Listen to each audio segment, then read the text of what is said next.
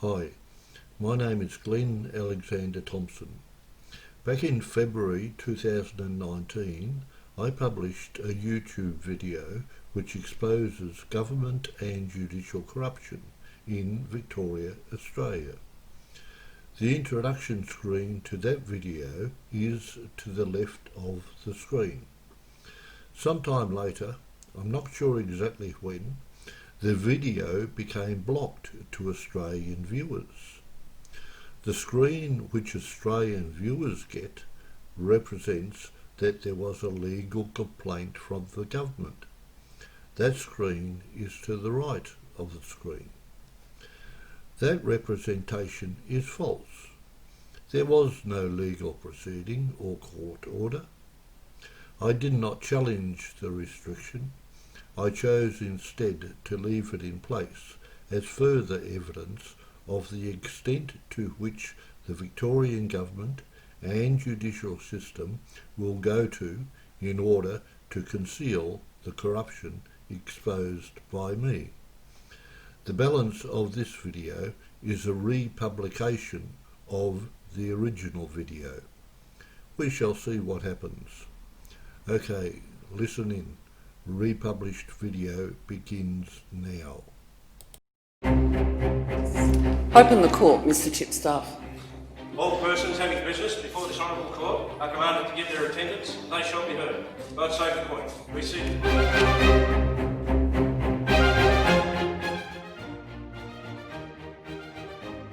Now, my viewers, that was the retiring Chief Justice of Victoria, Marilyn Warren, opening a ceremonial sitting of the court on the occasion of her retirement. Immediately to the left of her is the President of the Victorian Court of Appeal, Christopher Maxwell. For those of you who care to watch, you will witness significant history in the making. Now, don't let the pomp and ceremony of that little show delude you. As I will shortly show, the justice system, including the Supreme Court and the Court of Appeal, are in fact cesspools of corruption, where the courts and the judges and barristers maintain their sham good name and social status by authoritatively denying and concealing the rampant corruption of many barristers and solicitors who scam people by bringing scam and sham proceedings to court. As I will demonstrate in this video, back in 2006, 7, 8 and 9, 6 judges of the Supreme Court of Victoria and the Victorian Court of Appeal chose to pervert the course of justice and sacrifice the democratic and human rights of myself and my family for their notion of the great good of protecting 7 scamming barristers and solicitors and maintaining the in fact sham good name of the court, the scammers and themselves. 2 of those scammers were the now Major General Justice Greg Gard and the now Federal Court Judge Justice John Middleton. From the point of view of my family and me, the price of their sham good name was far too high. The unfortunate fact is, the almost certainty is that many thousands of other individuals and families have similarly suffered over the years. The further certainty is that many more will suffer until cultural change is forced upon the court and the justice system. In 2009, I told that court that truth and fact are far more powerful than any judgment of their sham court. This video is one step in demonstrating that fact. Okay, after that little introduction, back to the task at hand, exposing the corruption. By carefully demonstrating and exposing judicial and other justice system corruption, I am going to force the removal from office and incarceration of a number of Victorian judges and lawyers named in this video, and I will force cultural change in the so-called justice system of Victoria and probably all of Australia. Coincidentally, I also demonstrate that corrupt corporations such as banks and city councils, literally use the corrupt courts and corrupt lawyers as tools to commit and conceal their own fraud and corruption. As you would be aware, all courts and judges and barristers derive their reputation and social status from the generally accepted but in fact preposterous notion that all judges and barristers are paragons of virtue, and the courts are conducted openly and honestly, and the judges are impartial, and that the appeals system identifies and corrects any errors made in the lower courts. In this video, I demonstrate that the so-called justice system of Victoria is fatally infected with a fundamental and cultural flaw which ensures that the justice system is in fact on a self-perpetuating carousel of crime, corruption and concealment. That fundamental, systemic and cultural flaw is that in order to maintain the reputation of the courts and themselves, the judges and the opposing barristers will not stand up and point out the fact known to them that a barrister and solicitor have brought a manifestly fabricated claim or defence to court. They will instead conceal it by complicit silence and or by publishing reasons for judgment which conceal what is in fact criminal conduct. Now, because they are assured that the judges and opposing barristers will not expose them, corrupt barristers and solicitors habitually bring fabricated claims and defences to court. Now here I carefully make the distinction between a manifestly fabricated claim or defence and a legitimate but hopeless claim or defence. A legitimate but hopeless claim or defence is one where honest but misguided people genuinely think that they have a good claim or defence, while the fact is that their claim or defence is manifestly hopeless. Barristers and solicitors who knowingly or carelessly act for such misguided people are in fact scamming that honest but misguided client. Of late, but rarely, on the application of the opposing barristers, the courts have ordered barristers and solicitors to bear the costs if they have acted in such a legitimate but hopeless claim or defence. On the other hand, a manifestly fabricated claim or defence is one which manifestly flies in the face of the facts and or the law, and which would pervert the course of justice if successful. It is this type or class of corrupt conduct which, to a man and woman, the judges and barristers of Victoria will and do deny and conceal. So because they are assured of protection, Victorian barristers and solicitors will and do bring such fabricated claims and defences. They do so for their own self-enrichment or on purported behalf of a corrupt client, such as those named in this video. Either way, they are enriched. Happily, for the complicitly silent opposing barristers, they are also enriched. This video demonstrates all classes of the corrupt conduct which I have just described. So, my viewers, those of you who have been unfortunate enough to have been involved in civil court proceedings in a Victorian court, the possibility, if not probability, is that you have been defrauded by the systemic and cultural flaws of the court.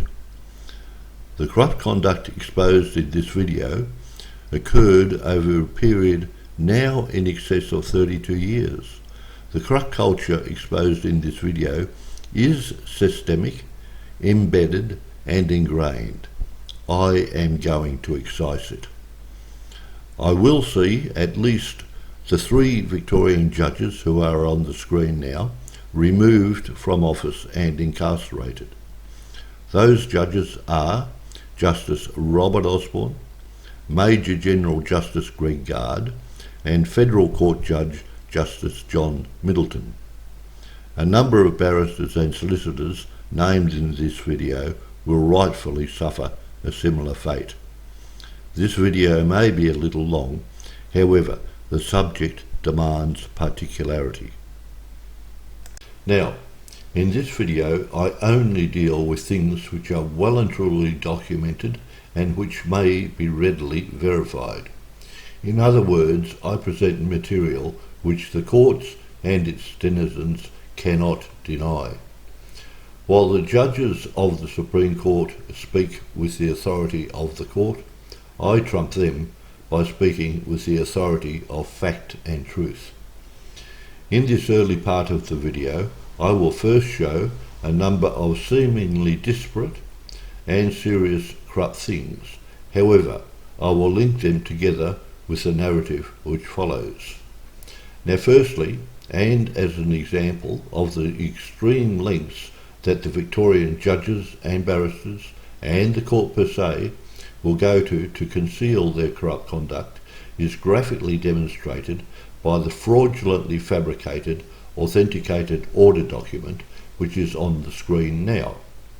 Now, for my viewers who have been fortunate enough to avoid the supposed justice system so far, an authenticated order document is a document issued under the seal of the Victorian Supreme Court and which authoritatively attests to the fact of and sets out an order of the court. Such documents are probably the most powerful and authoritative documents in a democracy supposedly governed by rule of law. Now, in this case, I had filed Court of Appeal documents which alleged and particularised the overt corrupt conduct of Justice Robert Osborne and a number of barristers and solicitors, including the now Major General Justice Greg Gard and the by then Federal Court Judge Justice John Middleton. After I filed my appeal, the court fabricated the purported authenticated order document which is shown on the screen now. And then, knowing full well that it had been fabricated, the court and some of the barristers and solicitors named by me served it on me, and relying on it, they represented that my appeal had been filed too late and was therefore invalidly filed and would not be heard by the Court of Appeal. That document fraudulently represents that the Order 1 set out on that document had been made on 29th of November 2006, whereas the fact known to the court and the authors and utterers of that document was that no such order had been made on that date or at all. At that time, because of the inherently corrupt culture of the justice system which protects itself, a number of barristers had refused to act for me to put my allegations. So I was a layperson representing myself. On the face of it, the court and the authors and utterers of that document thought that they could dupe a simple layperson such as myself. They were unsuccessful in that regard, and after that document was served on me, I contacted the Pathonetry's office in an effort to find out the author's identity and the process by which it was prepared. They refused to tell me, and instead asked that I return it and destroy all copies, supposedly because the court could not have erroneous, authenticated orders in circulation. I then became barraged with a series of phone calls demanding that I return it and destroy all copies. I refused, of course. In this instance, the great probability is that Justice Robert Osborne directly conspired with at least the now Major General Justice Greg Gard and with several officers of the court to fabricate it. On the other hand, it may well have been issued with the authority of Warren and or Maxwell. I did successfully overturn that fabricated document and order and did get into court. When faced with my allegation that no such order was ever made, the court made further orders which were contrived to give that supposed order and document the appearance of mistake. They were fabricated in the face of the court rules. I will describe that series of fabrications later in this video. Subsequently, 6 Victorian Court of Appeal judges denied and concealed the palpable fact known to them that that document was fabricated. As I will demonstrate later, they also fabricated further orders and published fabricated reasons which were contrived to conceal the corruption alleged and evinced by me. I think that the fabrication and uttering of that document is probably one of the highest crimes ever committed in Australia. So take a good look at that document. It is probably the only such fraudulently fabricated, authenticated order document ever produced by a superior court in a so-called democracy supposedly governed by rule of law. In this video, I provide the most complete particulars of justice system and other corruption ever assembled. I will provide full particulars of those fraudulently fabricated, authenticated order documents later in this video. Now, just to add a little spice at this time, as I will shortly demonstrate, some years ago an ANZ Bank subsidiary was involved in a most serious property fraud which had been described in the Victorian Parliament. That was a conspiracy against me and involved many others and many millions of dollars. Now, as I will shortly demonstrate, that ANZ subsidiary conspired with its solicitor, John Norman Price of Gare and Bra, and others, to conceal that conspiracy and to pervert the course of justice. In turn, John Norman Price engaged the then junior barrister, who is the now Major General Justice Greg Gard, for that overtly criminal purpose. At that time, the then Lieutenant Colonel Greg Gard was well known for being loose with the truth, or as one contemporary barrister quaintly put it, known to gild the lily. At that time, not knowing or caring which judges may hear his fabrications, or which barrister may oppose him, Gard prepared a purposely fabricated written submission. Contextually significant, at that time, the present Royal Commissioner into Banking, Kenneth Hayne, was a Victorian barrister, and Gard knew well that I could retain Hayne or any other Victorian barrister to oppose him. On that occasion, Price and Gard and the ANZ subsidiary did successfully pervert the course of justice. Gard then appeared as barrister in several further proceedings which flowed directly from the fact that he had perverted the course of justice, and each of those proceedings he had to necessarily continue to pervert the course of justice. Then in 2006, before Justice Robert Osborne, I alleged and explicitly and unequivocally evinced Gard's criminal conduct. Osborne then published reasons for judgment which concealed Gard's criminal conduct by repeating Gard's initial fraudulent misrepresentations and representing them to be fact.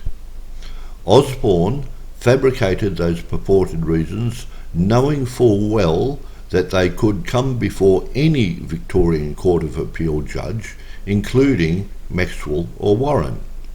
Subsequently, 6 Victorian Court of Appeal judges made orders and published reasons for judgment which were contrived to conceal Osborne's criminal conduct and coincidentally conceal Guard's serial corrupt and criminal conduct.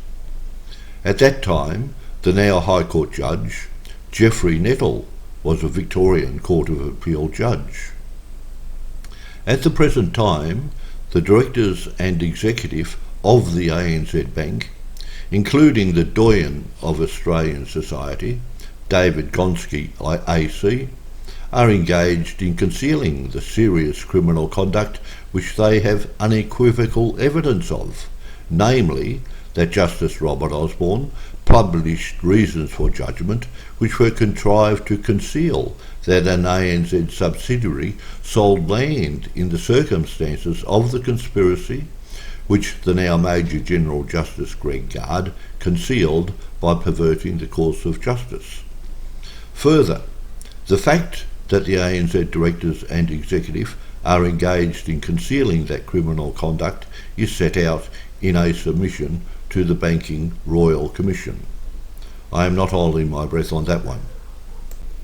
Now, of great significance is the palpable fact that at the time that Major General Justice Greg Guard was appointed a Supreme Court judge and President of the Victorian Civil and Administrative Appeals Tribunal, numerous Victorian judges, barristers and solicitors were well aware that he was a serial fraudster and not a fit and proper person to be a lawyer or person in charge of a lolly shop, let alone a judge of the Supreme Court of Victoria. The question is not whether a guard is a fraudster. The question is how many people has he defrauded over the past 30-something years, perhaps even while repaying favours since he became a judge. Now, Guard reaches the mandatory age of retirement on the 1st of April this year, 2019.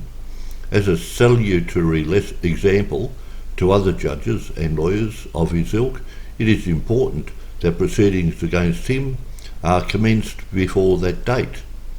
Once again, I won't hold my breath, but the surety is that I will eventually succeed in having proceedings brought against him, and I will see him and others incarcerated.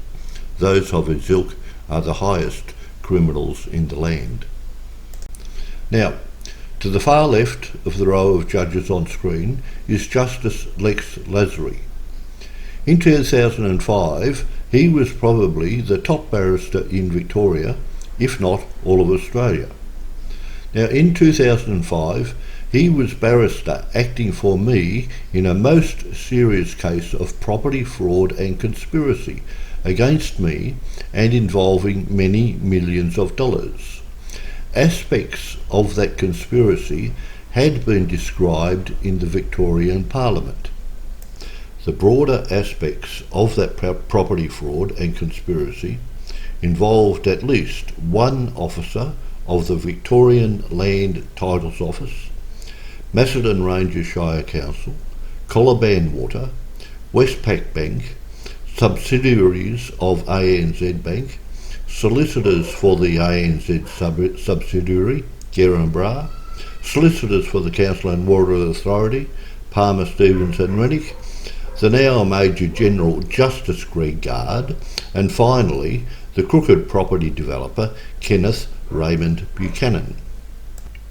Also on the lower right of the screen now, alongside the photograph of Buchanan, is a rerun of the ABC television program The Investigators.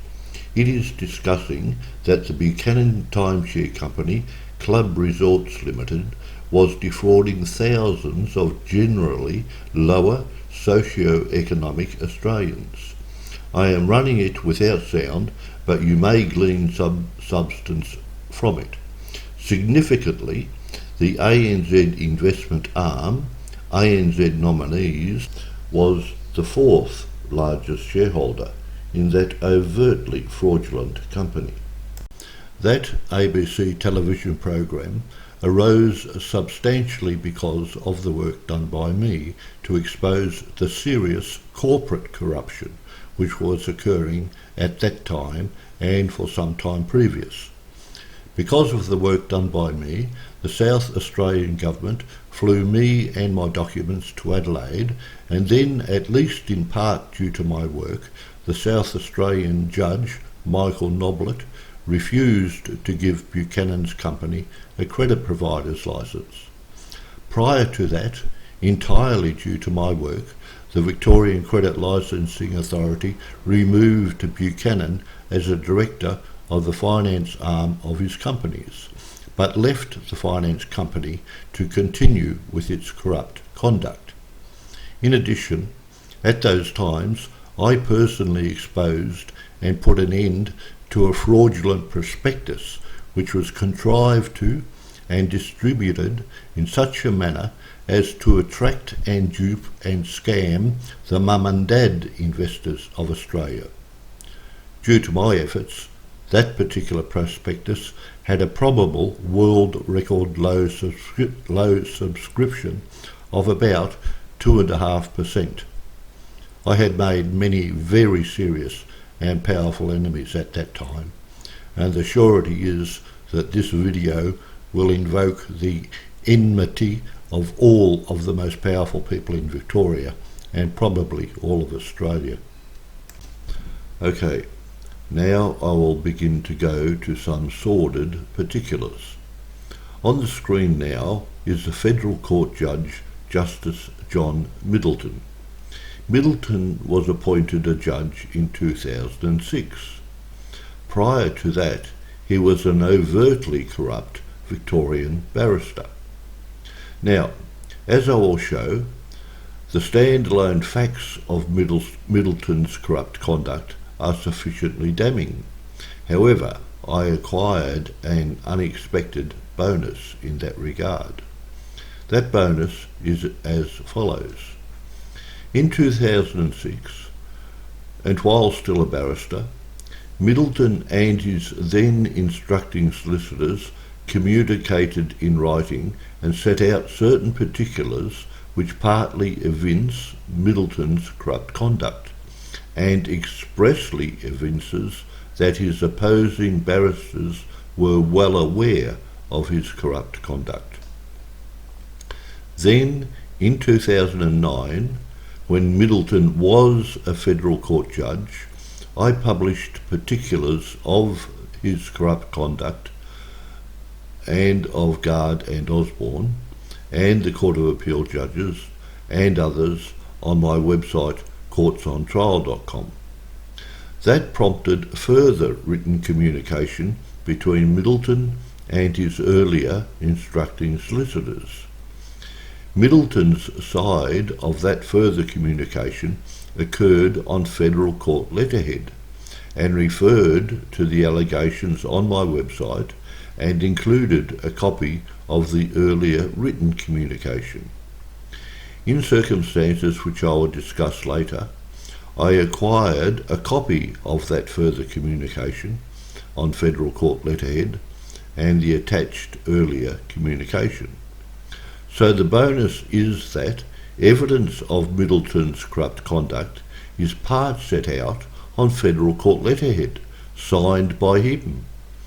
The further bonus is that I can demonstrate that his opposing barristers were aware of the corrupt conduct which Osborne and the Court of Appeal judges deny and conceal. As an added bonus, from the transcript of proceedings, I can demonstrate that the presiding judge was aware that Middleton was deceiving the court at the time that his deception was occurring. In other words, I can show the trifecta. I can show Middleton's knowledge of his own corrupt conduct. I can show that his opposing barristers knew he was acting corruptly, and I can show that the presiding judge knew that he was acting corruptly. Now, the circumstances leading to Middleton's corrupt conduct were as follows.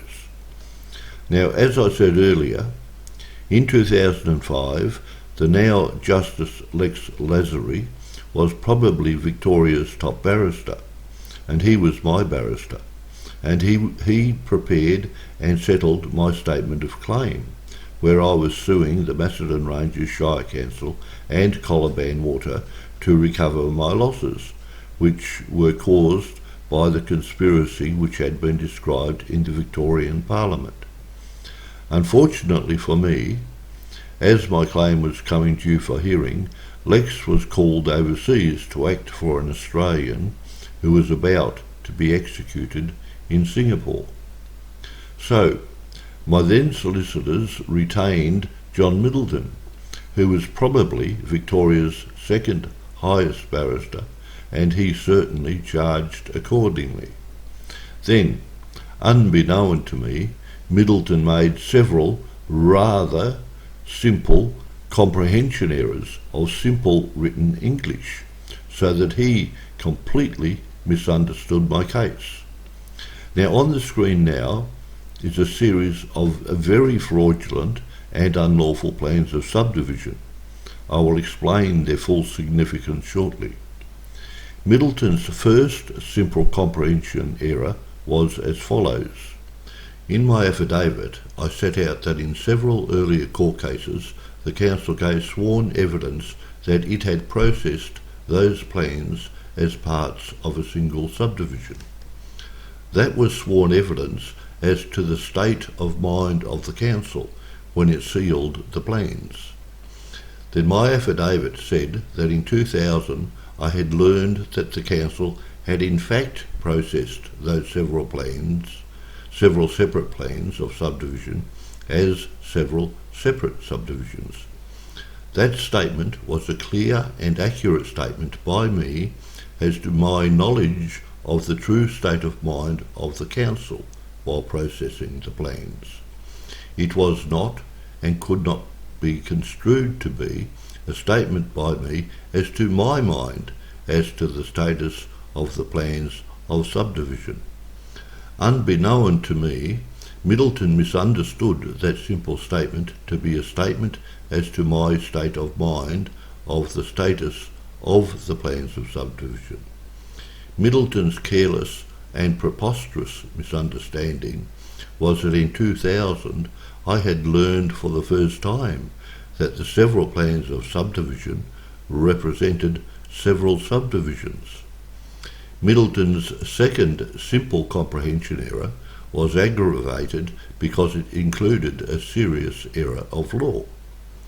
On the screen now, my affidavit said that the council had sealed the plans in direct contravention of its statutory duty to refuse to seal them. The very next paragraph of my affidavit said that the council had unlawfully sealed the plans. Now, on a proper reading of those two paragraphs of concise writing, the unlawful act in the second paragraph was not the sealing per se, but was that the council had acted in direct contravention of the law which compelled it to refuse to seal them. Middleton's second simple misunderstanding was to read those two paragraphs, as separate, discrete, unlawful things. Firstly, that the council had acted in breach of its statutory duty, and secondly, that the sealing per se was unlawful. Now, in order that you may understand the gross nature of Middleton's misunderstanding, on the screen now is section 569B10 of the then Local Government Act, and as you can see, that section provides that the sealing of a plan of subdivision was conclusive evidence for all purposes that there had been compliance with the Act with respect to such sealing. Now, in simple terms, that meant that there was no such thing as unlawful sealing per se. So, to understand my assertion as to the council acting in breach of its duty to refuse to seal, and my assertion as to unlawful sealing, I will draw an analogy. Assume for a moment that a person has a restraining order which prevents him from crossing to the northern side of a road. And then that person goes to a pedestrian crossing and lawfully crosses the road with the green walk light. Then that person has manifestly unlawfully crossed the road in breach of the restraining order, but the crossing of the road per se with the green light was quite lawful. Now, in the circumstances of the sealing of the plans were essentially identical. There was restraining legislation which restrained the council from sealing the plans, while section 569B10 was a permanent green light to the sealing per se. So my assertion as to unlawful sealing could only have one meaning.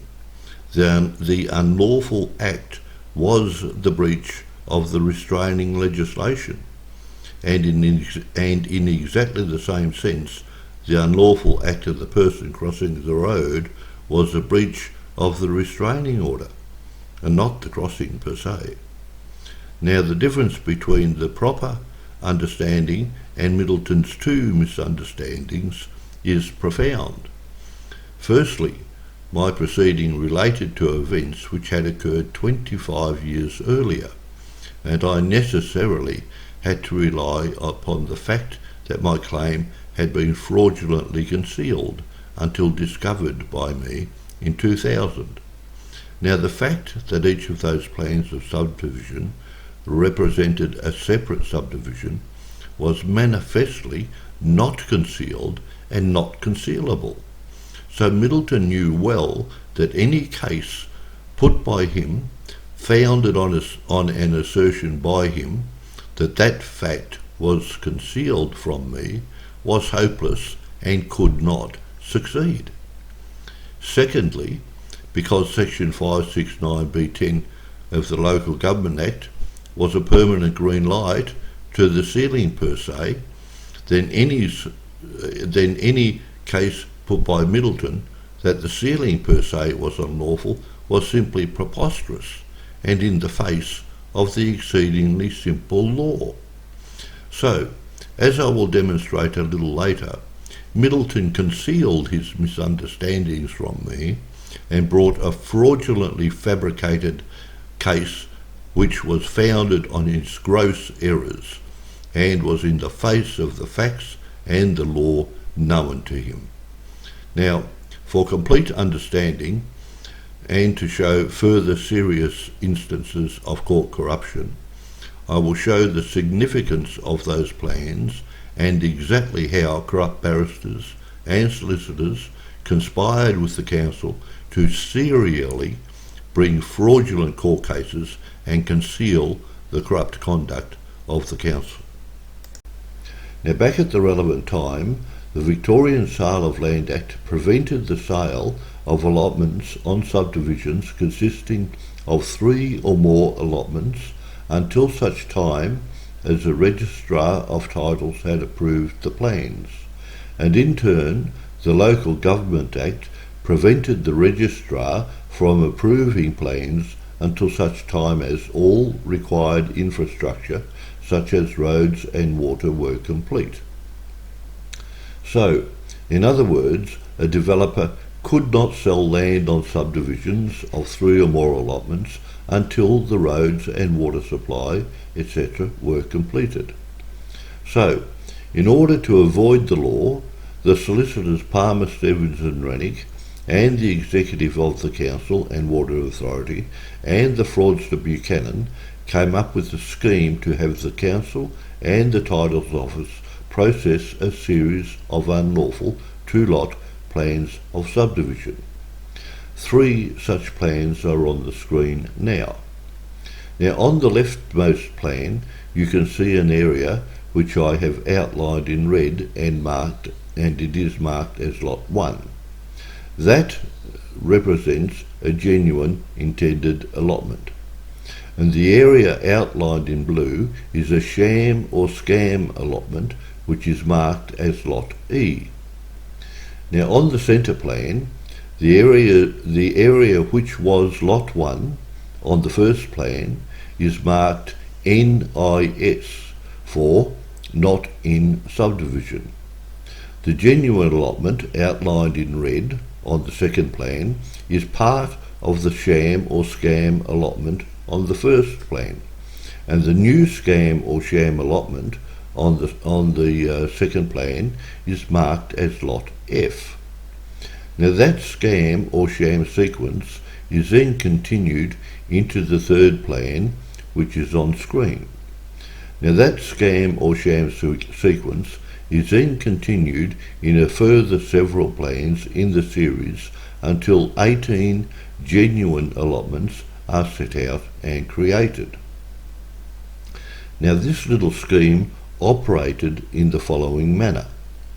Firstly, Buchanan filed a legitimate notice of intention to subdivide together with a lawful and legitimate plan showing all intended allotments with the council. The Shire Engineer, Graham Noel Wilson, then submitted that legitimate plan to the council, and the council approved that legitimate plan and resolved to require the developer to complete all necessary roads, etc. In this case, the council considered the legitimate plan on 20th of February 1980. The Shire Engineer then destroyed the legitimate notice of intention and the legitimate plan and did not serve a notice requiring the developer, Buchanan, to construct the roads. Buchanan then filed a series of sham notices of intention to subdivide, and each notice was accompanied by one of the series of sham and scam two-lot plans of subdivision. The Shire Engineer then treated each of those sham notices of intention and sham plans as separate subdivisions. The Shire Engineer then separately referred each of those separate sham plans of subdivision to the various statutory authorities which he was required to refer them to. Then, on 21st of May 1980, the Shire Engineer fraudulently represented to the council that the original plan had been submitted in 7 parts, and he recommended that the council seal each of those 7 plans. A copy of the engineer's report of 21st of May 1980 to that effect is on the screen now. The ignorant shopkeeper, farmer and teacher councillors then dutifully accepted the engineer's report, and they resolved to seal each of the sham and scam plans. Then each sham and scam plan was separately filed with the Victorian Land Titles Office. The Titles Office then separately approved each of the sham and scam plans on the 28th of November 1980. The Shire Engineers and the processing officer in the Titles Office were each well aware that the plans were in breach of the sections of the Local Government Act and of the Transfer of Land Act, which required a plan of subdivision to show all allotments and roads intended to be set out, and in this case they were not. That little sequence ended up with a series of approved subdivisions without planning permits and without roads or water, and where the council had not resolved to require Buchanan to construct the roads or waterworks. Then in December 1980 I purchased a number of those allotments. That purchase was financed by Westpac Bank and by Palmer Stevenson Rennick. At that time I was led to believe, and did believe, that at law Buchanan was required to construct the roads and waterworks. Palmer Stevenson Rennick acted for me and for the vendor Buchanan in that transaction. The Westpac branch manager in that transaction, John Saviour Muscat, personally valued the blocks, and he subsequently became a director of one of the Buchanan companies which were conducting serious fraud against the generally lower socio-economic people of Australia, and against me for that matter. Then, in April 1982, I discovered small aspects of the broader conspiracy. Those aspects included that a Westpac subsidiary and Palmer Stevens and Rennick and Buchanan were double dealing in land which had been sold to me, and that the Westpac subsidiary was double financing that double dealing to separate purchasers. At that time, I informed them that I would refer the matter to the police. For the next several weeks, armed men visited my home at night and pointed rifles at me and my then wife and young children, and then quickly ran off. I got the message, but refused to be intimidated, and did report the matter to the police. Unfortunately, the police said it was a civil matter and refused to investigate. Then, immediately afterwards, the Shire's engineer and the Shire secretary fraudulently represented that because I had purchased the blocks, I was liable for the road construction costs. Now, because I was an ignorant service station proprietor, I believed the authoritative representations of the council and the Water Authority. By that time, I knew Buchanan to be crooked, and I thought I had been duped by him, and I dutifully paid up about $400,000 in today's money to the council and Water Authority. As I now know, that was a ploy by Palmer Stevens and Rennick and the council and Water Authority executive to place financial stress on me and to hopefully cause my default on the Westpac subsidiary loan, and thereby effectively undo and conceal the double dealing and double financing. To that end, yet another crooked solicitor wrote to the Westpac subsidiary, effectively demanding that they enforce the loan with me, while knowing full well that the double dealing and double financing was occurring.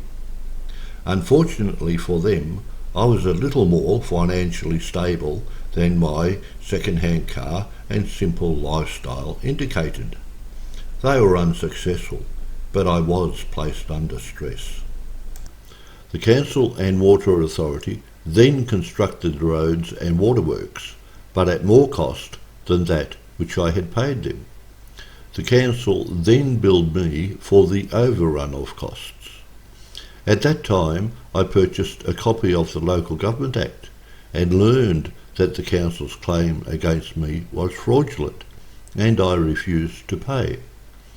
At that time, I had no idea of the series of scam and sham subdivisions, but in the case of lawful subdivisions, it was the subdivider who had been served with a notice requiring him to construct the roads who was liable, and that liability could not pass to me as purchaser of new allotments.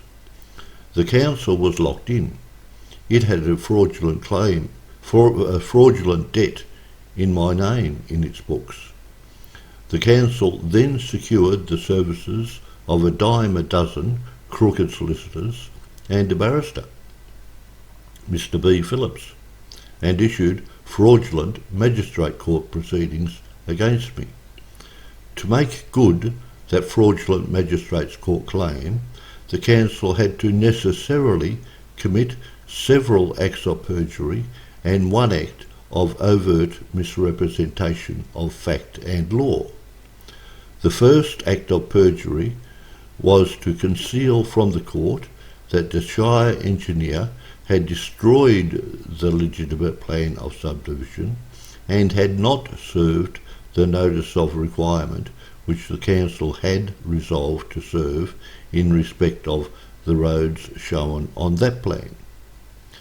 The further act of perjury was to conceal from the court that the council had not processed the legitimate plan any further, but had instead processed the scam and sham plans as separate subdivisions, and without having resolved to impose a requirement that Buchanan construct the roads shown on any one of those plans. Then, once having deceived the court with the necessary perjury, the council would then need to misrepresent fact and law to deceive the court into a belief that the in fact non-existent requirement that Buchanan construct the roads flowed to me as purchaser of new allotments. At that time, I was completely unaware of the scam and sham plans, and unaware of the necessary perjury, and unaware of the misrepresentations as to fact and law that they intended to make. I was, however, aware of the law as it related to lawful subdivisions, and at law the council's claim against me was hopeless.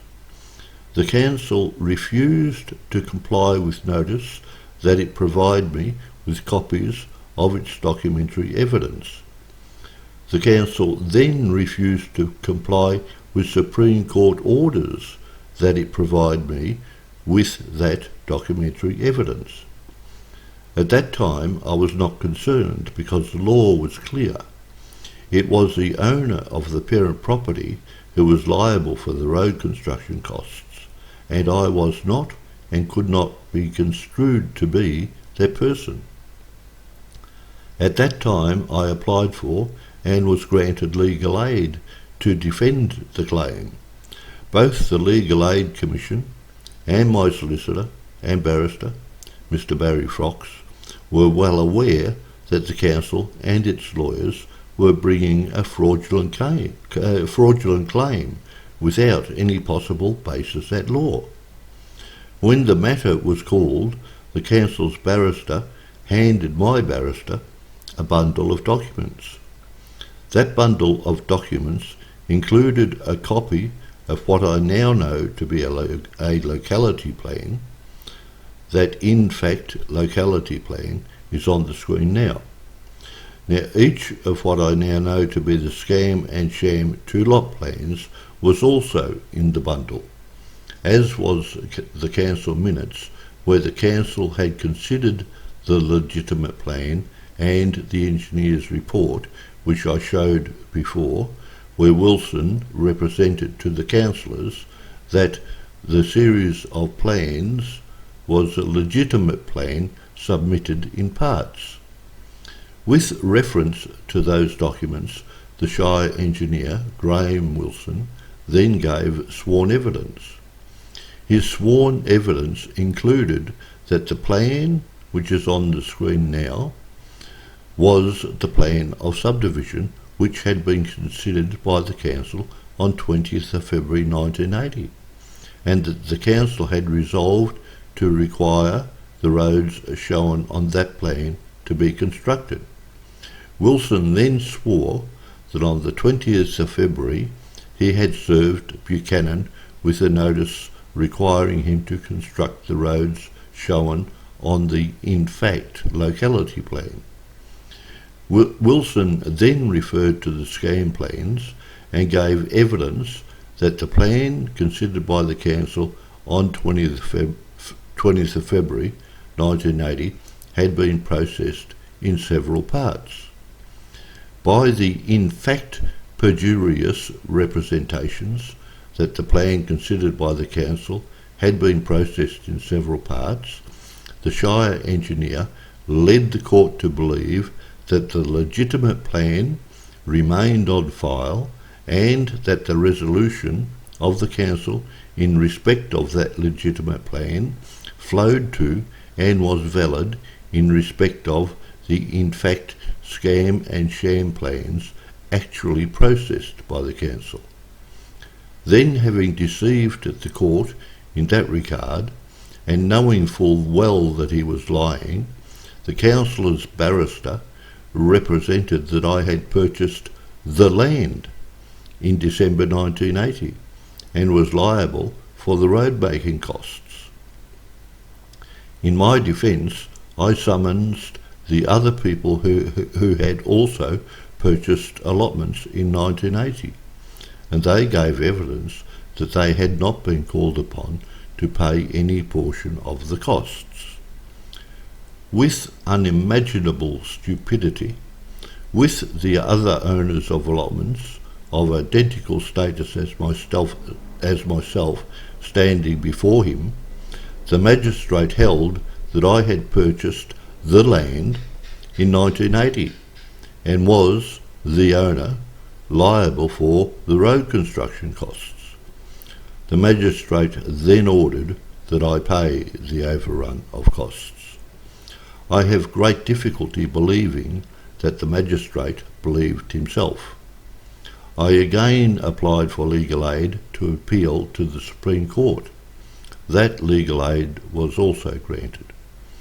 The appeal came on before Justice William Kay of the Supreme Court. On affidavit, Wilson repeated the evidence given to the magistrate.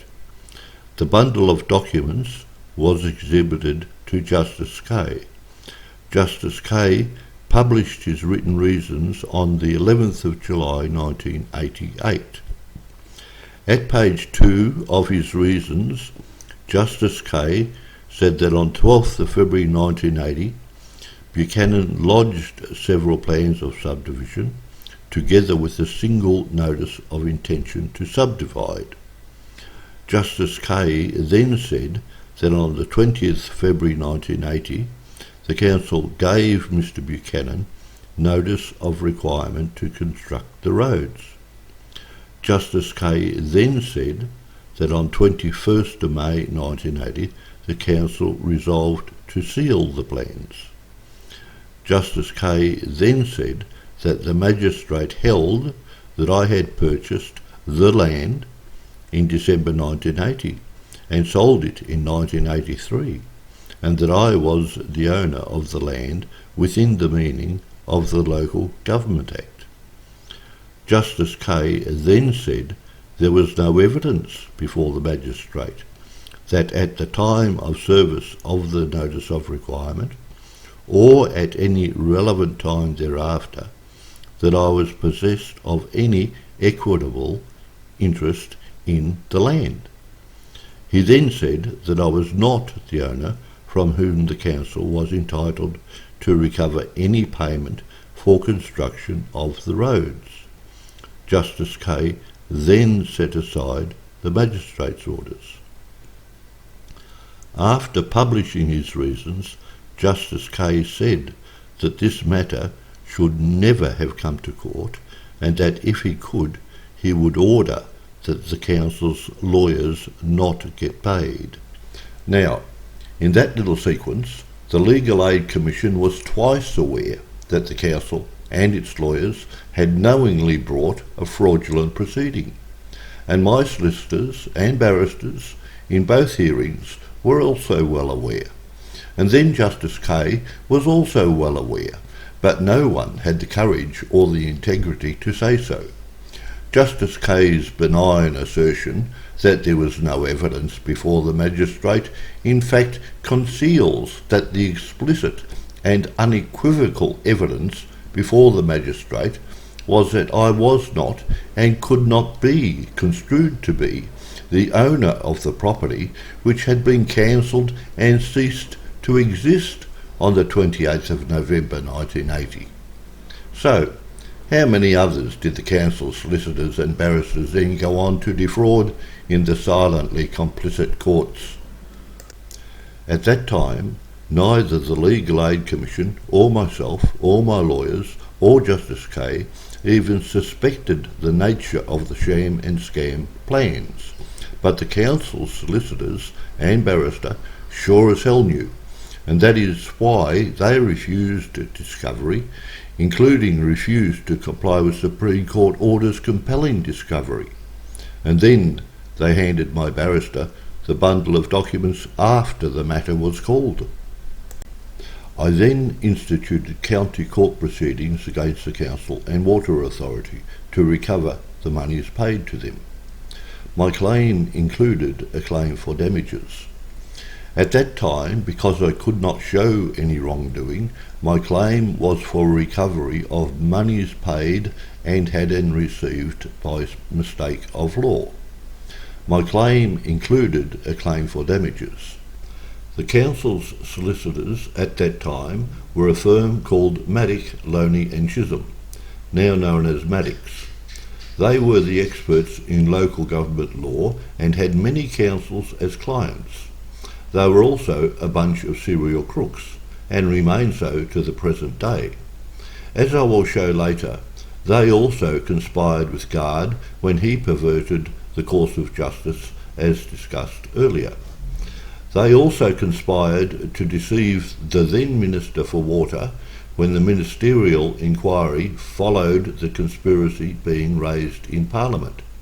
In addition, as I will shortly show, they, and in particular their now CEO, Michelle Elizabeth Dixon, conspired with Guard and numerous other lawyers and with Osborne to conceal their own and Guard's corruption. They also, and in particular Michelle Elizabeth Dixon again, conspired in the Victorian Court of Appeal to conceal their own, Guard's and Osborne's criminal conduct. They were and remain a bunch of crooks, and they were party to the council bringing fraudulently fabricated documents and defences in the proceeding which I am now discussing. In their defences and in their discovered documents, the solicitors for the council, now Maddox, and the council fraudulently and perjuriously made the identical misrepresentations as had been made before the magistrate and Justice Kay. In particular, during that proceeding, Maddox and the council prepared a document entitled Consolidated List of Documents, and the header of that document is on the screen now. Now, document 13-13 in that consolidated list of exhibited documents was said to be a copy plan of subdivision sealed the 21st of May 1980, and then LP for lodge plans, followed by a series of lodged plan numbers.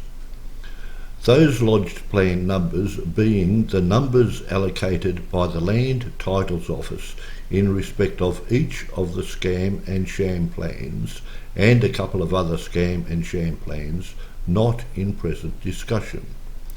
Now, the specific so-called plan of subdivision exhibited to item 13-13 of that consolidated list is on the screen now. And as you can see, it is the identical, in fact, locality plan as was perjuriously exhibited in the Magistrates' Court and in the Supreme Court before Justice William Kay. You will observe that at the top of that in fact locality plan is the numbers 13-13. Those numbers were written on the top of that in fact locality plan by solicitors Maddock, Loney and Chisholm, now Maddox. Also exhibited to that item 13-13 were copies of each of the scam and sham plans, and each of them bore the same handwritten numbers, 13-13.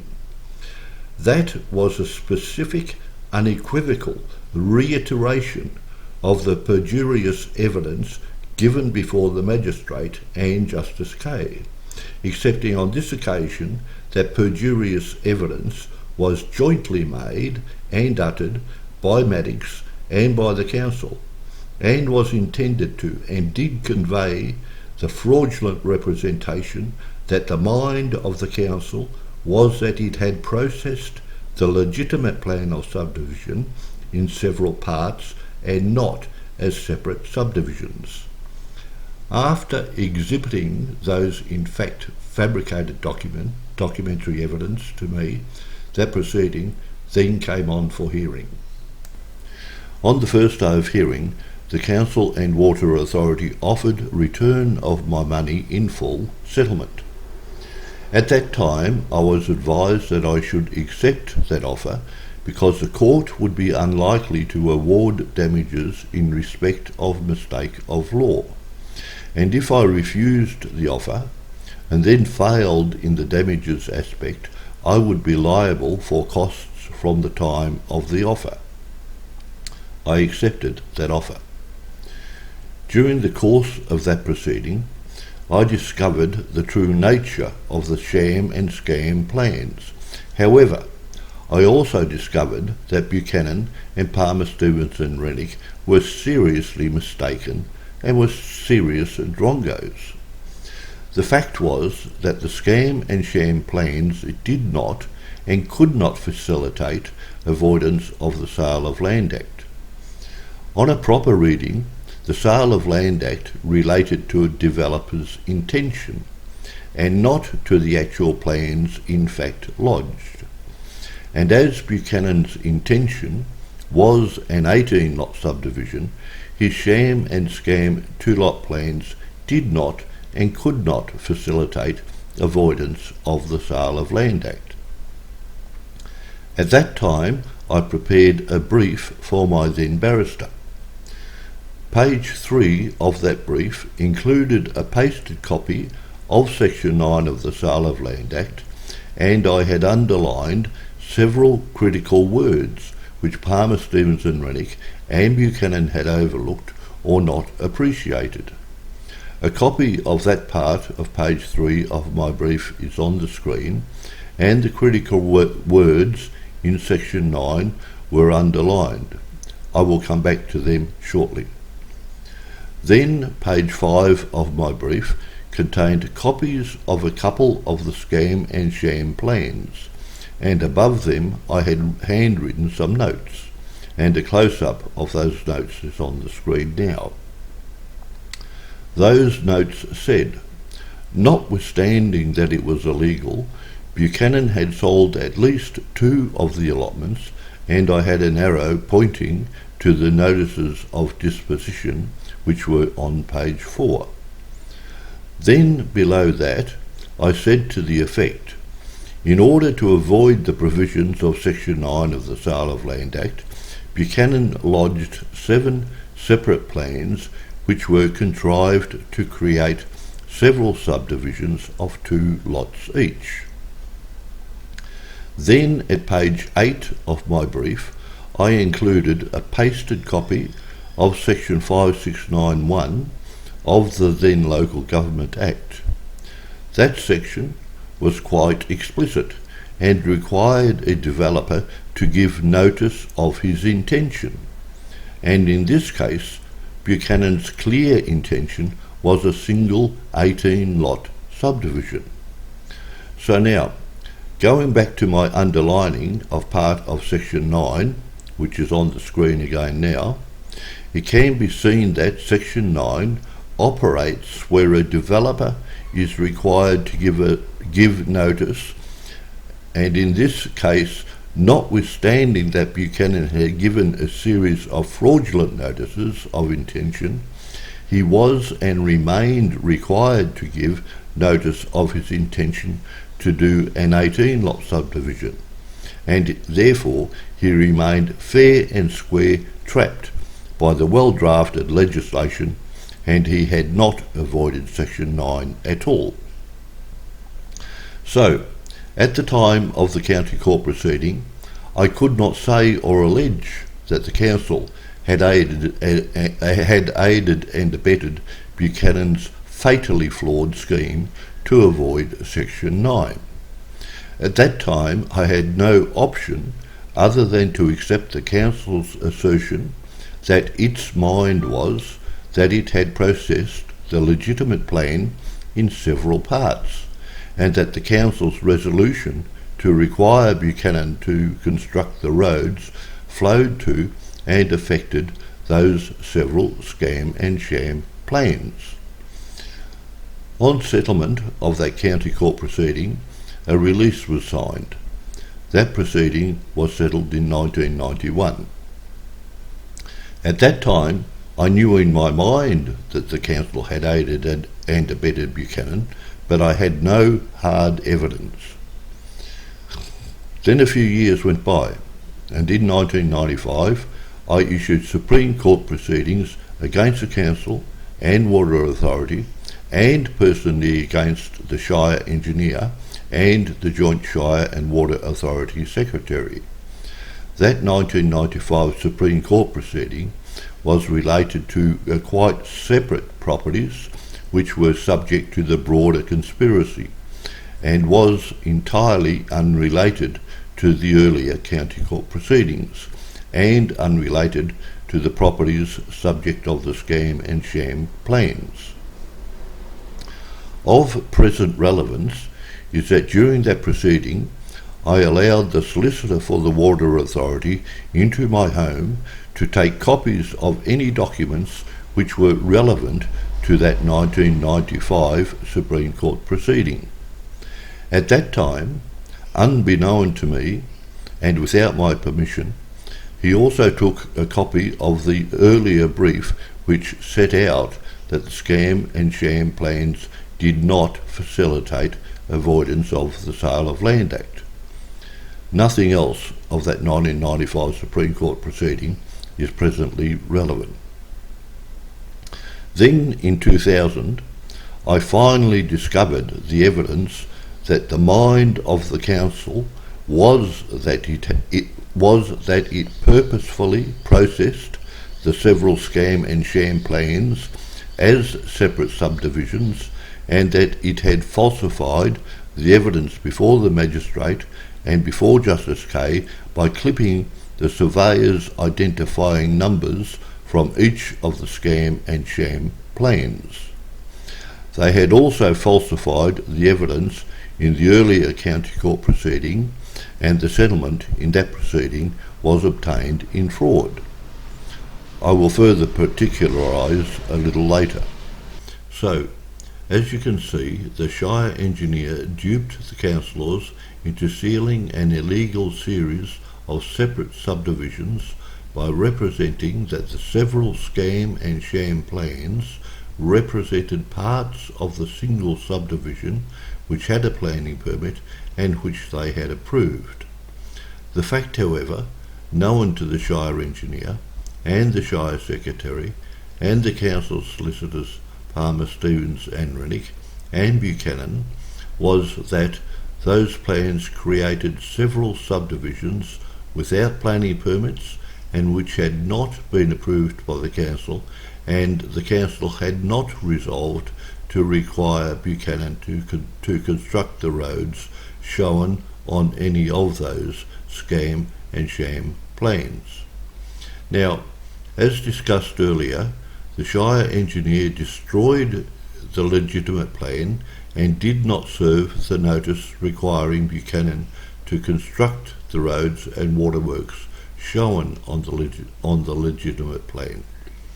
At the time that Buchanan filed the sham and scam plans, the Shire Engineer and Shire Secretary fabricated separate notices of requirement that Buchanan construct the roads shown on each of the sham and scam plans, and they predated those fabricated notices to make them appear to be issued pursuant to the Council's resolution to serve such notice in respect of the legitimate plan which they had destroyed. Each such fabricated notice referred to the unique surveyor's plan reference number at the foot of each of those scam and sham plans. Each such fabricated notice also fraudulently represented that it refers to a plan which was filed on the 12th of February 1980, whereas only the legitimate plan was filed on that date. The scam and sham plans were in fact filed on 4th of March 1980. So when it came to suing me for the overrun of costs, the council did not have the legitimate plan and did not have a copy of a legitimate notice of requirement relating to the legitimate plan. So, for the purpose of deceiving the several earlier courts, the Shire engineer exhibited the single notice of requirement which is on the screen now. And as you can see, that notice refers to a particular plan by its unique plan number. And in this instance, that number is 79305/G and is in fact a surveyor's reference number set out at the foot of one of the scam and sham plans. So, for the purpose of perverting the course of justice and concealing his crimes, the Shire engineer copied each of the scam and sham plans in such a manner as to omit or remove the unique surveyor's reference number from each of the scam and sham plans. He then committed perjury by representing that the locality plan, which is on the screen again now, was the legitimate plan considered by the council, and he fraudulently represented that the purposely fabricated notice of requirement related to that plan. By copying the scam and sham plans in such a manner as to omit the surveyor's reference number, he concealed from the court that the notice was in fact fabricated and in fact related to one of the scam and sham plans which did not show all of the roads. He also concealed that he had purported to serve fabricated notices in respect of each of the scam and sham plans. The council and its solicitors and barrister deceived the Magistrates Court, Justice William Kay, and the County Court in identical manner. In 2000, I discovered that the omitted and concealed surveyor's number could be gleaned from the plans, and to demonstrate, the three plans are on the screen again. The surveyor's reference number is alphanumeric, and the alpha portion is consistent with the sham and scam allotment identifier, and in this case the notice of requirement exhibited by the council in all three courts was numbered 79305/G, and that is a reference to the rightmost plan on the screen, where the sham and scam allotment is marked as Lot G, and that plan only has a small portion of the road shown on it. It then became immediately obvious that the Shire engineer would not have exhibited that notice of requirement if he had a copy of the legitimate notice. In addition, he could not exhibit the notice relating to the first and second scam and sham plans which showed all of the roads, because the single legitimate allotments shown on them had been purchased by people other than myself. It logically followed that the council had not served Buchanan with a notice of requirement in respect of the legitimate plans. Then, having regard to the fact that the Shire engineer had exhibited an in fact locality plan in each of the three previous court proceedings and represented that locality plan to be the legitimate plan, it became apparent that the Shire engineer and the Shire secretary had in fact destroyed the legitimate plan and not served the notice of requirement on Buchanan. It then logically followed that the Shire engineer and the Shire secretary had in fact aided and abetted Buchanan's and Palmer Stevens and Rennick's Rennick in their flawed scheme to sell the land in breach of the provisions of the Sale of Land Act, and had in fact processed each of the plans in the series of scam and sham plans as separate and discrete subdivisions, and not as parts of the legitimate plan as said in evidence in each of the three preceding court cases. It was then apparent that the Shire engineer, Graham Noel Wilson, had concealed his and therefore the council's true mind by perjury and falsification of documents in each of the three earlier court proceedings. The result of all that was the conclusion that the Shire engineer and the Shire secretary, and therefore the council, was well aware that there never was a lawful means of compelling Buchanan or anyone to provide the infrastructure necessary to make the allotments usable. As I will discuss shortly, the law compelled the council to refuse to seal the plans of subdivision having unusable allotments, and the council had in fact sealed the plans in contravention of that law. That discovery by me led me to conclude that the council had enabled Buchanan to avoid the effect as distinct from the provisions of the Sale of Land Act. I will discuss the distinction between effect and provisions shortly. Okay, now I think that the foregoing sufficiently sets out the background to this aspect of my new 2005 Supreme Court proceeding against Macedon Ranges Shire Council and Colaban Water. Now, to draw an analogy.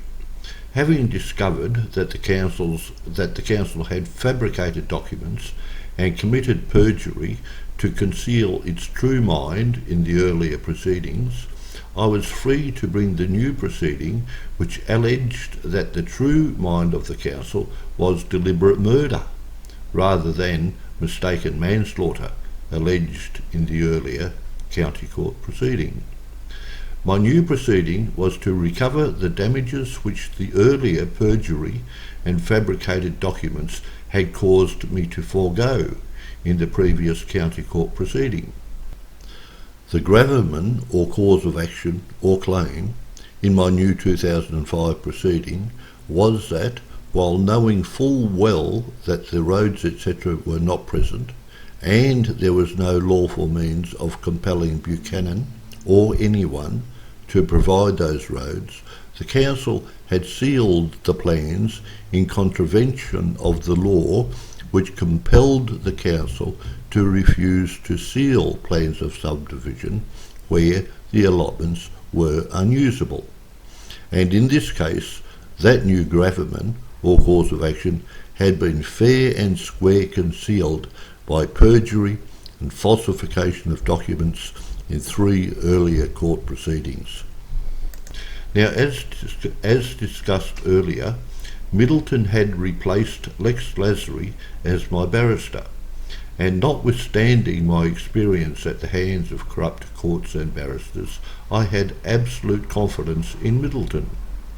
Now, in this case, the barristers and solicitors for the council and for the Water Authority issued summonses seeking summary dismissal of my claim.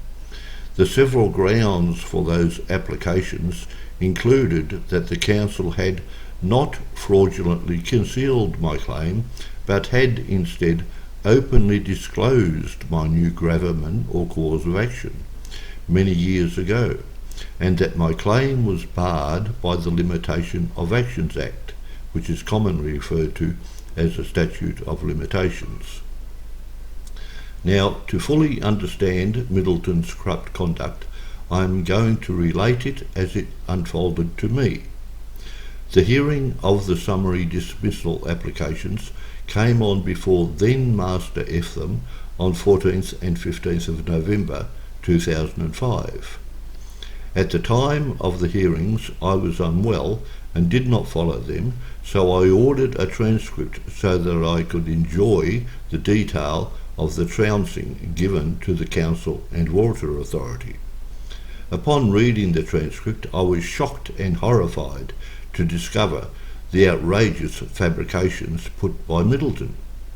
At that time, I did not understand how such conduct had occurred, but by letter of 14th of February 2006, erroneously dated 2005 by me in the new year, and essentially told him he was a fraudster, and I set out the particulars of his fraud as then understood by me. I copied that letter to his instructing solicitors. It was that letter which prompted the written communications between Middleton and his instructing solicitors, which I discussed earlier in this video. In that letter, I demanded Middleton appear at my inevitable appeal and explain his shortcomings to the court. I also demanded that Middleton refund the $86,000 paid to him. In the face of the facts, Middleton denied my allegations, and he refused to appear at my inevitable appeal, and he refused to refund his fraudulently incurred supposed fees. So now I will show you what Middleton submitted to the court. On the screen now is Middleton's submission at page 45 of the transcript of the second day. In that submission, Middleton said that I thought that the series of scam and sham plans was a single subdivision submitted in sections when in fact it was a whole new series of subdivisions. That submission followed his page 44 submission, where he explained to the court that the scam and sham plans represented a series of subdivisions, and then he said what's on the screen now. Middleton said not to Mr. Thompson's knowledge, however. It took a little while for this to sink in. So, in simple terms, Middleton said that I was a dribbling nincompoop who was too stupid to know that the scam and sham plans represented a series of discrete subdivisions. Now, at the time of making those submissions, Middleton knew well that the fact that the scam and sham plans represented a series of discrete subdivisions was not concealed and could not be concealed, and he also knew that being a dribbling nincompoop did not and could not provide relief from the Limitations of Actions Act. In my letter to him, I said what's on the screen now. As you can see, I said that I do not know of anyone so moronic as to think 7 plans equals 1 subdivision, as you submitted of me at pages 44 and 45 of the Day 2 transcript.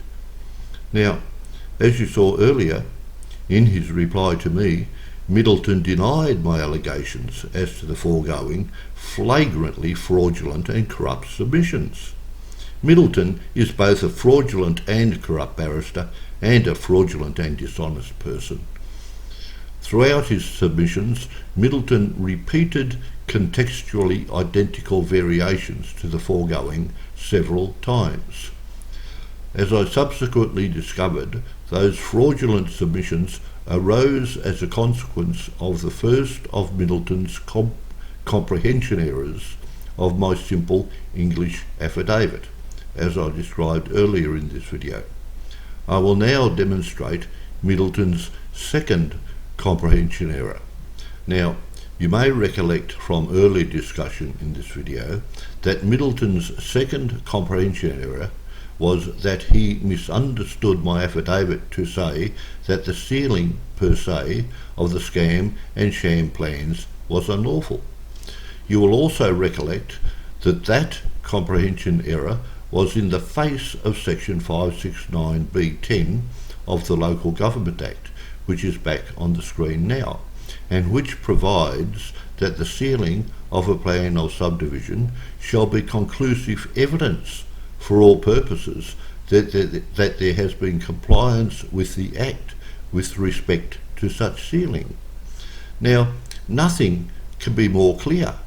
At law, there is no such thing as unlawful sealing per se, and no such thing as an unlawful subdivision, and a little common sense discloses that such a provision is essential to the operation of our Torrens title system of property registration. So now, I will show that Middleton's representations in this regard were in the face of my affidavit and the law and plain simple common sense. On the screen now is Middleton's fabrications at page 38 of the transcript. There he says that this is for the first time that it has been alleged that the initial sealing of the plans was unlawful or illegal. Well, as I showed before, that fabrication was in the face of section 569b10 of the law. A little further on, in the same page, Middleton said that I was going back a step, which was never thought of, never even contemplated, that the subdivision itself would be unlawful. Again, in the face of the law. Then at page 40, Middleton said the point where we are now starting at is the unlawful sealing. And then on the same page, Middleton said to the effect that my new cause of action was an attack upon the original plan of subdivision. Now, each and every one of Middleton's fabrications in this regard were manifestly in the face of the law. But even more importantly, as a matter of simple logic, the fact is that the plans of subdivisions simply cannot cause any loss or damage. Lawful or not, they merely set out the dimensions of a parcel of land. The plans per se cannot create a loss-causing deficiency in such blocks of land. Middleton is simply a corrupt fraudster, and he may as well have sung nursery rhymes to the court. Now, a further most serious aspect of Middleton's fraudulent submission is as follows. Now, as discussed earlier, on a proper reading of the law, the scam and sham plans did not and could not facilitate avoidance of the provisions of the Sale of Land Act. However, the effect of, as distinct from the provisions of, the Sale of Land Act could be avoided by the council deceiving the Registrar of Titles. Now, the distinction between the provisions of and the effect of the Sale of Land Act is as follows.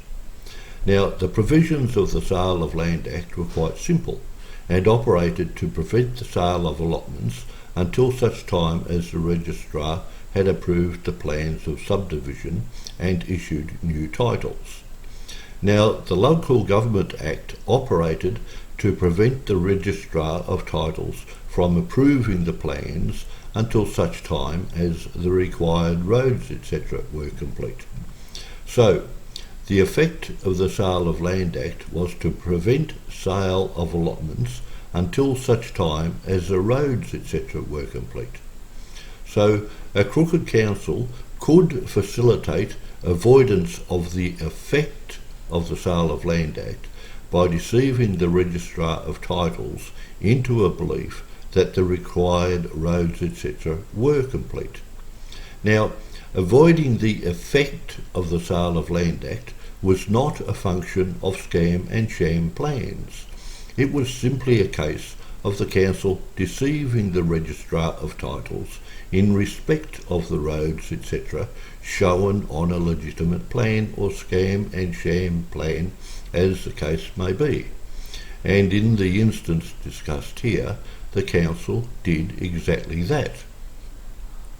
While knowing full well that Buchanan had not constructed the roads, etc., the council secretary, Stan Porter, wrote to the Registrar of Titles and said that Buchanan had complied with the council requirement that he construct the roads, etc.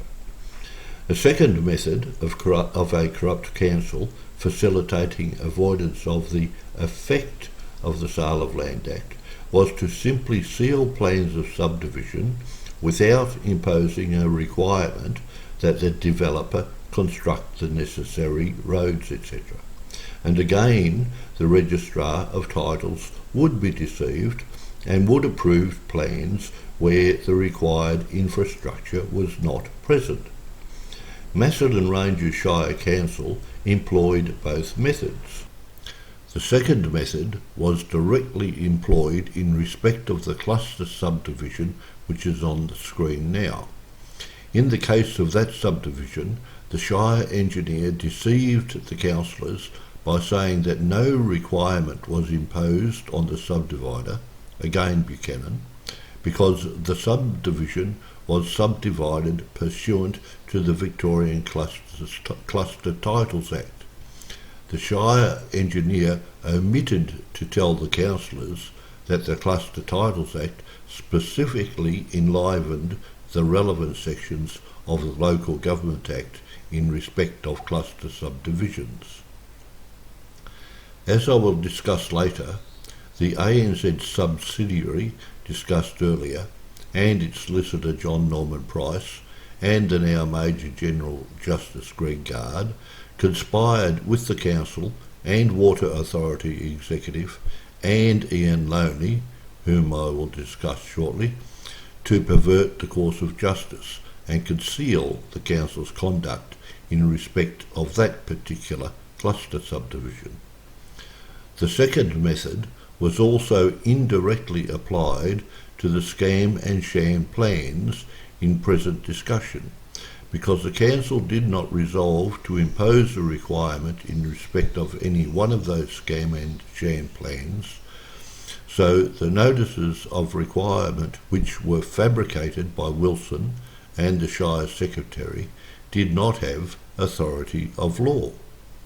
It was that particular aspect which the Council and its various lawyers concealed from the Magistrate and Justice William Kay and the County Court, and they did so by fraudulently representing that the Council had imposed the genuine plan, had processed the genuine plan in several parts, thereby leading the Magistrate and Justice Kay to believe that the resolution of the Council in respect of the legitimate plan flowed to and imposed a requirement on the supposed several parts being the scam and sham plans.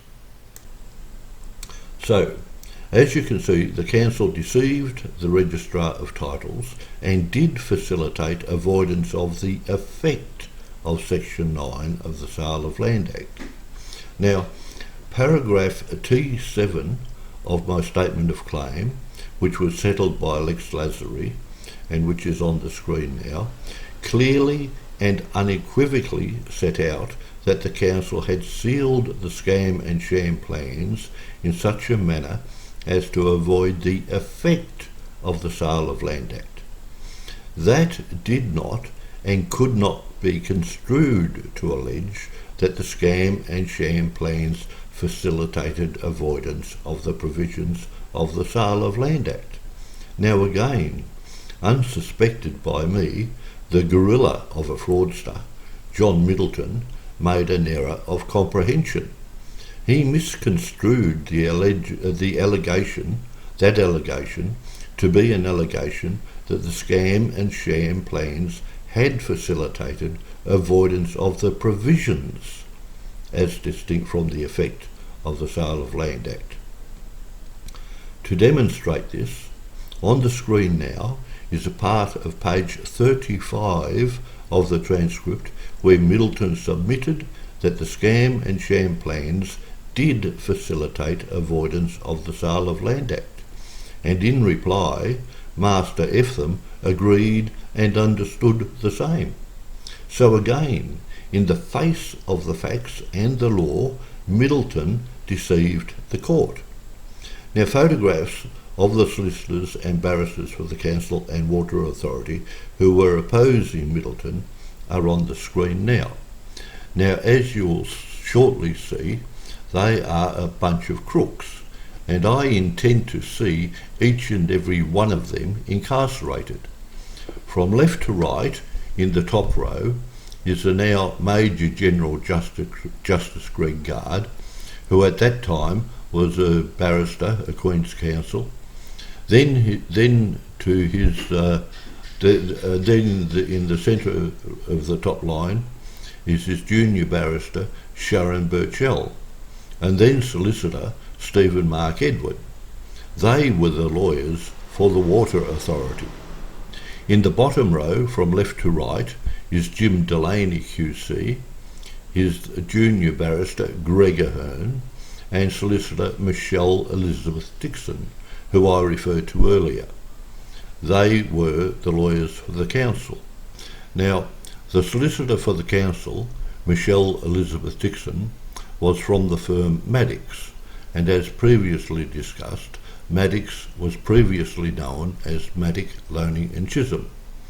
Now, the crooked solicitors from Maddox have a long and sordid history in this matter. As I will discuss later, after the broader aspects of the conspiracy were described in Parliament, the then partner of Maddox, Ian Loney, met with the Water Authority members and with the Shire Engineer and the Joint Shire/Water Authority Secretary at 7:45 p.m. on the 10th of April 1986, and they jointly agreed on a scheme to deceive the then Minister for Local Government and the then Minister for Water Resources into believing that the things comprising the conspiracy were lawful and legitimate.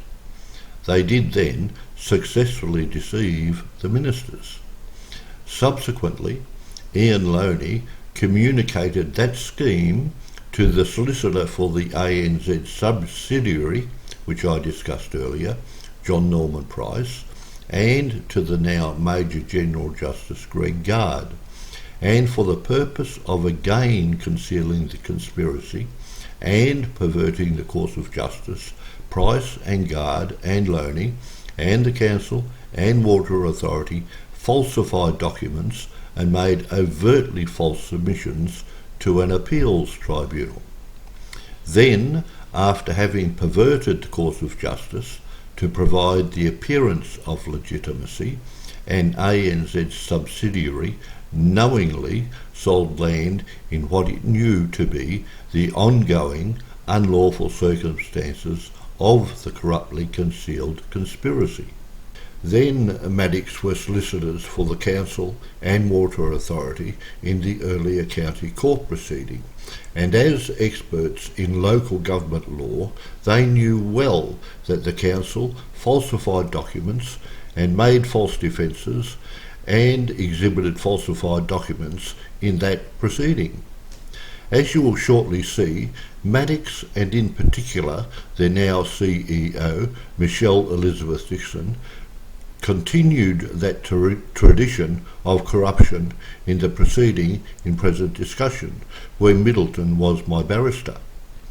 As for the now Major General Justice Greg Gard, as I said, he conspired to deceive the tribunal, and then he and his instructing solicitor, Stephen Mark Edward, were lawyers for the Water Authority in the 1995 Supreme Court proceeding, which I mentioned earlier, and during which it was Stephen Mark Edward who visited my residence and stole my private brief to my earlier barrister.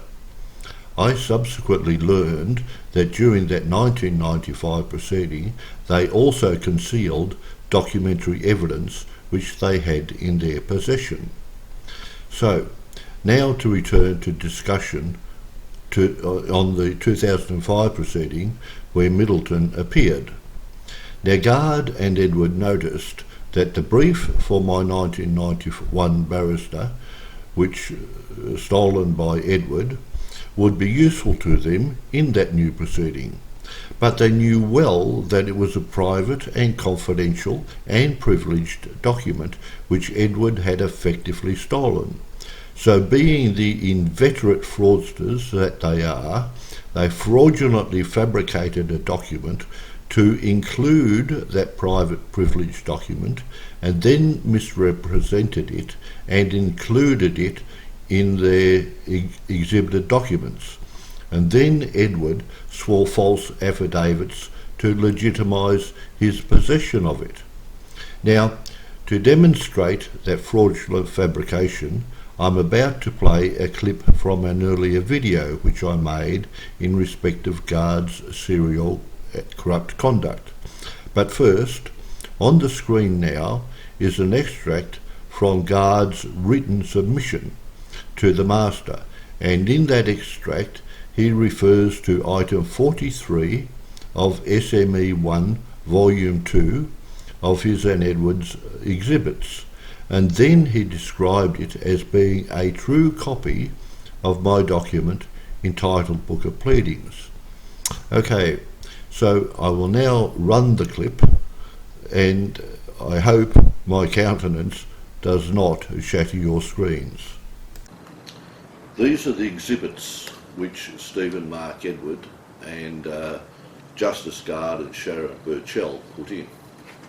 Now, SME 1 Volume 2 at item 43 is said to be a true copy of the plaintiff's document entitled Book of Pleadings. Now we'll see what really is the case. Now, in this document here, you can see that this item 43 of SME 1 Volume 2 is that thick. Now, that is a Book of Pleadings. Now, this separate document here, and I'll show you close-ups of these shortly, is in fact a document that was prepared in 1991 by me for the purpose of briefing and obtaining advice from my then barrister. Now, at the front of it, the front of this document contains a letter to my a note to my then barrister.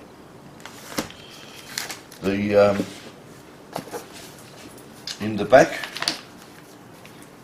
of this document here are the handwritten notes of my then barrister. Further handwritten notes of my then barrister. Now, he actually took this document into court with him back in 1991. Now, what in fact occurred was that Stephen Mark Edward dishonestly, or at least seriously improperly, took a copy of this document, this privileged private document. Stephen Mark Edward and Greg Guard had a serious problem. This was a confidential and privileged document which they could not get into court.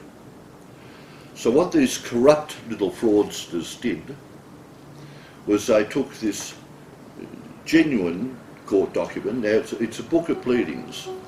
Now every barrister understands what a Book of Pleadings is. A Book of Pleadings is a document which consists essentially of a cut and paste of a statement of claim and then the relevant paragraphs of the defence.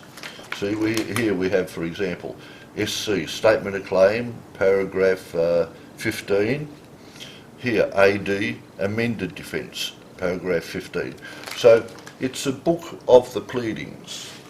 Now, what this Because they could not get this into court, what these little fraudsters did was they took the copy of the pages of this document and they appended it to this document, appended those pages to this document, and then they fraudulently represented it as being a copy, a true copy,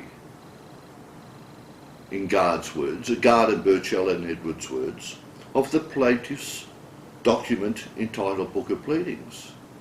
Okay, now I will just quickly show you close up and a few pages from that green folder so you can see that they are one and the same as I showed earlier when discussing that the Sale of Land Act cannot be avoided by scam and sham plans.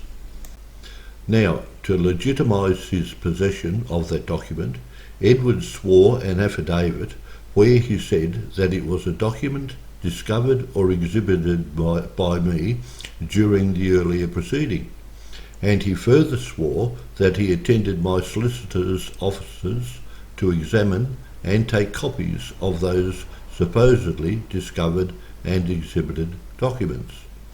In reply, I swore an affidavit which said that he had in fact attended my residence. Edward then swore further affidavits saying that he had attended my solicitor's office. It was in the personal knowledge of my junior barrister and my solicitor that Edward's affidavits were false. They refused to state their personal knowledge and said that the court does not want to hear about that sort of thing. The master accepted Edward's affidavits in preference to mine.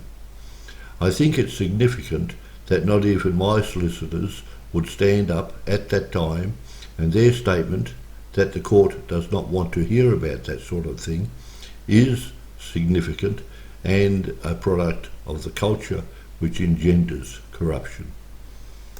Now, as I said earlier, the Council and Water Authority issued summonses seeking summary dismissal of my claim.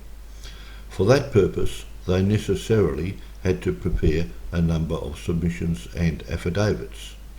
Now, when someone brings a proceeding in court, it must be done with great particularity, and in the case of summary dismissal applications, they must identify the exact cause of action which they say offends the so-called statute of limitations or other grounds for summary dismissal, and then demonstrate that it offends the Limitation of Actions Act or whatever.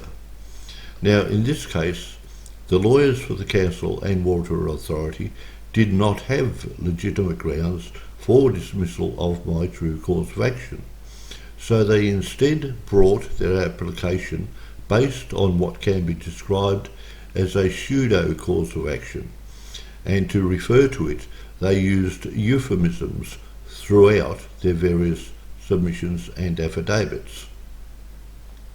Now, to illustrate such euphemisms, on the screen now is an extract from one of my subsequent submissions in the Court of Appeal, and which I will discuss that aspect later.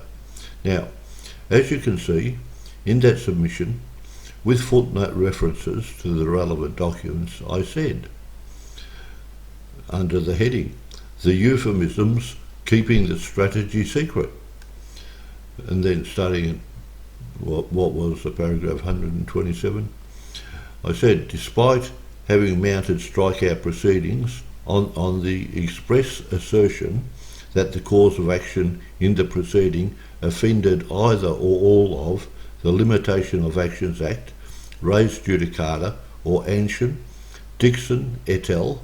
Simply do not say what things constitute the cause of action complained of. The strategy depended upon having me and my lawyers think that they were referring to the true cause of action whenever they referred to the cause of action by use of phrases such as the claims sought to be advanced. Each time they used such a phrase, they were referring to the things constituting their pseudo cause of action. Whenever it was necessary to refer to the cause of action, Delaney and Ahern used phrases such as the following in their first outline. At Delaney's paragraph 66, the claims sought to be advanced. At their paragraph 36, fresh allegations. Paragraph 43, the claims made by the plaintiffs. Paragraph 52, the cause of action. Paragraph 54, the allegations in the omitted paragraphs. Paragraph 55, the events. Paragraph 68, the claims he now seeks to advance. Paragraph 70, the matters pleaded in the omitted paragraphs. And then I said, in their minds, however, these phrases were euphemisms for the pseudo cause of action. They knew that they understood one thing while intending and knowing that I and my lawyers understood another. Dixon didn't even use euphemisms. She just completely avoided any statement which would necessitate uttering or defining the things constituting the cause of action, even in her affidavit, which purports to support the strikeout application. Now, as you can see, those euphemisms don't say a damn thing, yet they formed the entire foundation of their summary dismissal applications. Now, as I now know, this tricky use of euphemisms had a profound effect. Namely, when I read their submissions and affidavits, I genuinely thought the euphemisms were referring to the matters and things constituting my true cause of action, while Middleton plainly thought that they were referring to the things constituting his grievous misunderstanding of my cause of action. So the fact is that the barristers and solicitors for the Council and Water Authority had brought scam and sham summary dismissal applications, which had no substance at all, and had no chance of success in an honest and competent court, but did give them the opportunity to get their talking heads in court and to extract some moolah from either me or their respective clients. So the fact is that Middleton's fabrications were the product of the combination of the scam and sham applications of the lawyers for the Council and Water Authority and Middleton's inherent criminal predilection. So at the hearing, the lawyers for the Council and Water Authority were first to speak, and they muttered for a day and a half without saying a damn thing of substance. The master listened, but didn't once ask a fundamental question as to what constitutes my gravamen or cause of action. On the morning of the second day, Guard introduced the fabricated document, which they called the so-called Book of Pleadings, and very briefly referred to it.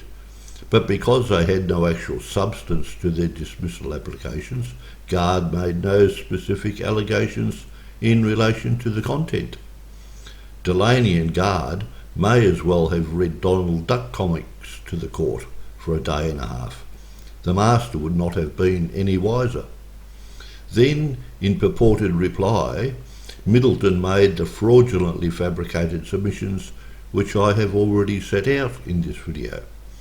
Then, in reply to Middleton, the lawyers for the Council adopted Middleton's fraudulent submissions as constituting their euphemisms, and they relied on the so-called Book of Pleadings to make mincemeat out of and absolutely falsify Middleton's submissions. For example, as discussed earlier, and on the screen again, Middleton submitted that I did not know that each of the scam and sham subdivisions represented separate discrete subdivisions. Well, In reply to the fraudulent misrepresentations of Middleton, Delaney for the council simply opened the so-called Book of Pleadings at page numbered 5. Now, I have placed the transcript of Delaney's reading of page 5 of the so-called Book of Pleadings on the left of the screen, and my handwriting on page 5 of the so-called Book of Pleadings to the right. Now, in the transcript, I have underlined Delaney's comments in blue and his reading from the so-called Book of Pleadings in red. Now, Delaney read the top paragraph of my handwriting, which said that Buchanan's sales were illegal. And then Delaney sarcastically said, "One might say, why is it illegal?" And then he answered himself by reading the first part of my next paragraph, which said, "in order to avoid the provisions of the Sale of Land Act." Then further sarcastic comment from Delaney, he said, "Isn't that interesting?" Delaney then read up to my words, "Buchanan then lodged." Then he sarcastically asked, "What did he do?" Delaney then answered himself by reading the part of my writing which gave the absolute lie to Middleton's submissions. That part said 7 separate plans which were contrived. Delaney then sarcastically commented, "written in the plaintiff's own hand." Delaney then read, "to create several subdivisions of 2 lots each." Then Delaney quite rightly and sarcastically said, "This is a critical piece of information you're being told, that this poor man didn't find out until 2000 and didn't realise he had this great case." Delaney, of course, was quite correct with his sarcasm. Middleton's submissions were in the face of my handwriting and absolutely fraudulent.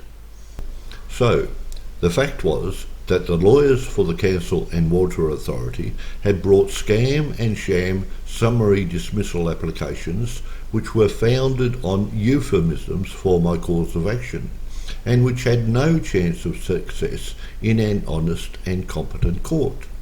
And then the only thing of substance that they did was to abundantly show that fraudster Middleton had brought a sham and scam defence to their scam and sham applications. So, the incredible and palpable fact is that in that court we had a flagrant scammer facing off against a flagrant scammer, and the most flagrant scammer, Middleton, was the loser. Now, when I say incredible, the fact is that this type and class of corrupt conduct is not incredible at all. It is entirely predictable, because all of the scammers are assured that the entire justice system, from the Attorney General and Chief Justice and President of the Court of Appeal down, will deny and conceal their overt corrupt conduct.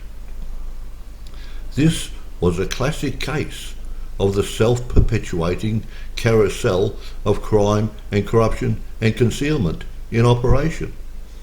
3 months after I wrote to Middleton and told him he was a fraudster, the silently complicit master published his reasons for decision on 15th of May 2006. Now, an extract from my letter to Middleton is on the screen now. In that letter, I said that failure was essentially assured, and what he said to be a cause of action cannot even begin to form the basis of a cause of action. I further said that my only hope was if the master recognises the conflict between your submissions and my affidavit and the facts. I also said the other things which are on screen. Now, on the facts before him, it is simply not credible that the master did not know that Middleton had scanned me by bringing a palpably hopeless defence. Founded on the garbage put to him, The master's written reasons extended for 26 pages of nonsense, which merely demonstrated that he had neither the courage or integrity to stand up and say that Middleton was a scammer. In the face of the law, the master found against me because I knew that the plans were not lawfully sealed. The master may have well found against me because I had eggs for breakfast. Okay, now I will begin to get into the really serious material. As discussed earlier, after I wrote to Middleton and said that he was a fraudster, communication passed between Middleton and his instructing solicitor. An extract from that communication is on the screen now. Now, that document discloses that the council's solicitors served Middleton with a copy of the so-called Book of Pleadings on the Friday preceding the Monday hearing. Now, the circumstances surrounding and following that service were as follows. I and my then partner were in Middleton's office at a supposed pre-hearing conference. As was usual, I was told to sit quietly and that Middleton would ask me questions if necessary. On that afternoon, I detected panic in discussion between Middleton and his junior barrister. Upon inquiry, I discovered that they had been served with the so-called Book of Pleadings, and they were concerned that it disclosed that I was aware that the plans represented several subdivisions. I also learned that they were concerned that I knew that the sham and scam plans were unlawful in that they did not show all allotments intended to be set out. Not being aware that Middleton had a complete misunderstanding of my case, I simply pointed out to them that those things were of no concern. At that time, I flew my own beautiful private aircraft, and that afternoon, while flying my then partner back home to Dubbo in New South Wales, she said to me to the effect that those pompous bastards took no notice of you. They weren't listening. She was a little bit more worldly than me. So I dropped her off at Dubbo and flew to Orange, where I lived, and hurriedly sent out an email to Middleton and his junior barrister. The header of that email is on the screen now, and as you can see, it was sent at 4:27 p.m. on Friday 11th of November 2005. The hearing started on the following Monday morning. The text of my email is on the screen now, and in essence it said, illegal sealing per se could not cause loss and damage. Section 569B10 operates so that there is no such thing as unlawful sealing. At the time of writing the books of pleading, I was aware that the plans were in breach of the law which required them to show all allotments. However, that knowledge was of no consequence. And most importantly, at the bottom, my email said, the things which caused my loss and damage is that the notice of requirement which purportedly issued had no authority of law, and the council sealed the plans in knowledge of that fact, and the council sealed the plans in breach of their statutory duty to refuse to seal them. At that time, Middleton had my copy of the Local Government Act, so the email mistakenly said 56910 rather than 569B10. So, the palpable documented facts are: Middleton was served with a copy of the so-called Book of Pleadings on the Friday before the hearing. He and his junior barrister had read its contents and had panicked because it gave the lie to Middleton's intended submissions in respect of his misunderstandings of my cause of action. I responded to his panic by sending an email which addressed his reasons for panic. Middleton either ignored my email or could not assimilate it with his misunderstandings. Then, in the face of the facts and the law and the so-called Book of Pleadings, Middleton made the fraudulent submissions which I set out earlier. Of significance is that on each occasion I met with Middleton, I was told to sit quietly and he would ask questions if necessary. He never did. It is now obvious that Middleton intended to scam me and avoided speaking with me. On his mistaken understanding, Middleton had a duty to advise me that my case, as understood by him, was hopeless. That duty exponentially compounded once he was served with and panicked at the so-called Book of Pleadings. His eye was on my wallet, and he wasn't going to let a little morality and honesty get in the way. Now, the further exceedingly serious thing which was set out in the original letter between Middleton and his instructing solicitor is on the screen now.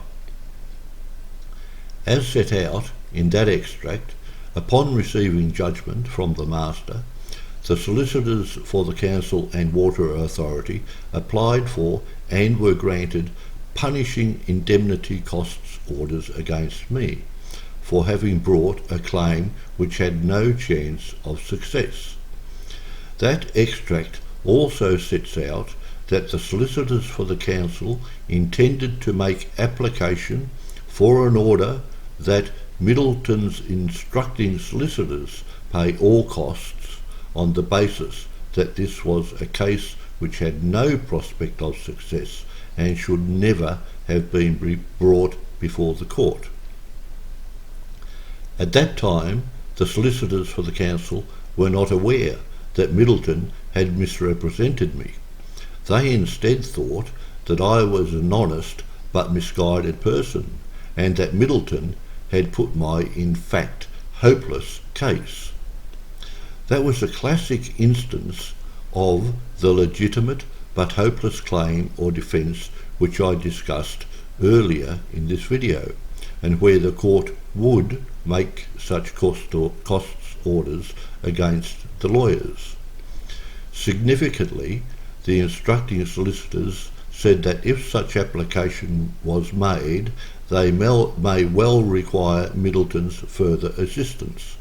So, Middleton had my demand that he appear at my inevitable appeal and explain his shortcomings, and he had his instructing solicitors ask that he assist if application for costs orders were made against them, because the solicitors and Middleton had brought a hopeless case.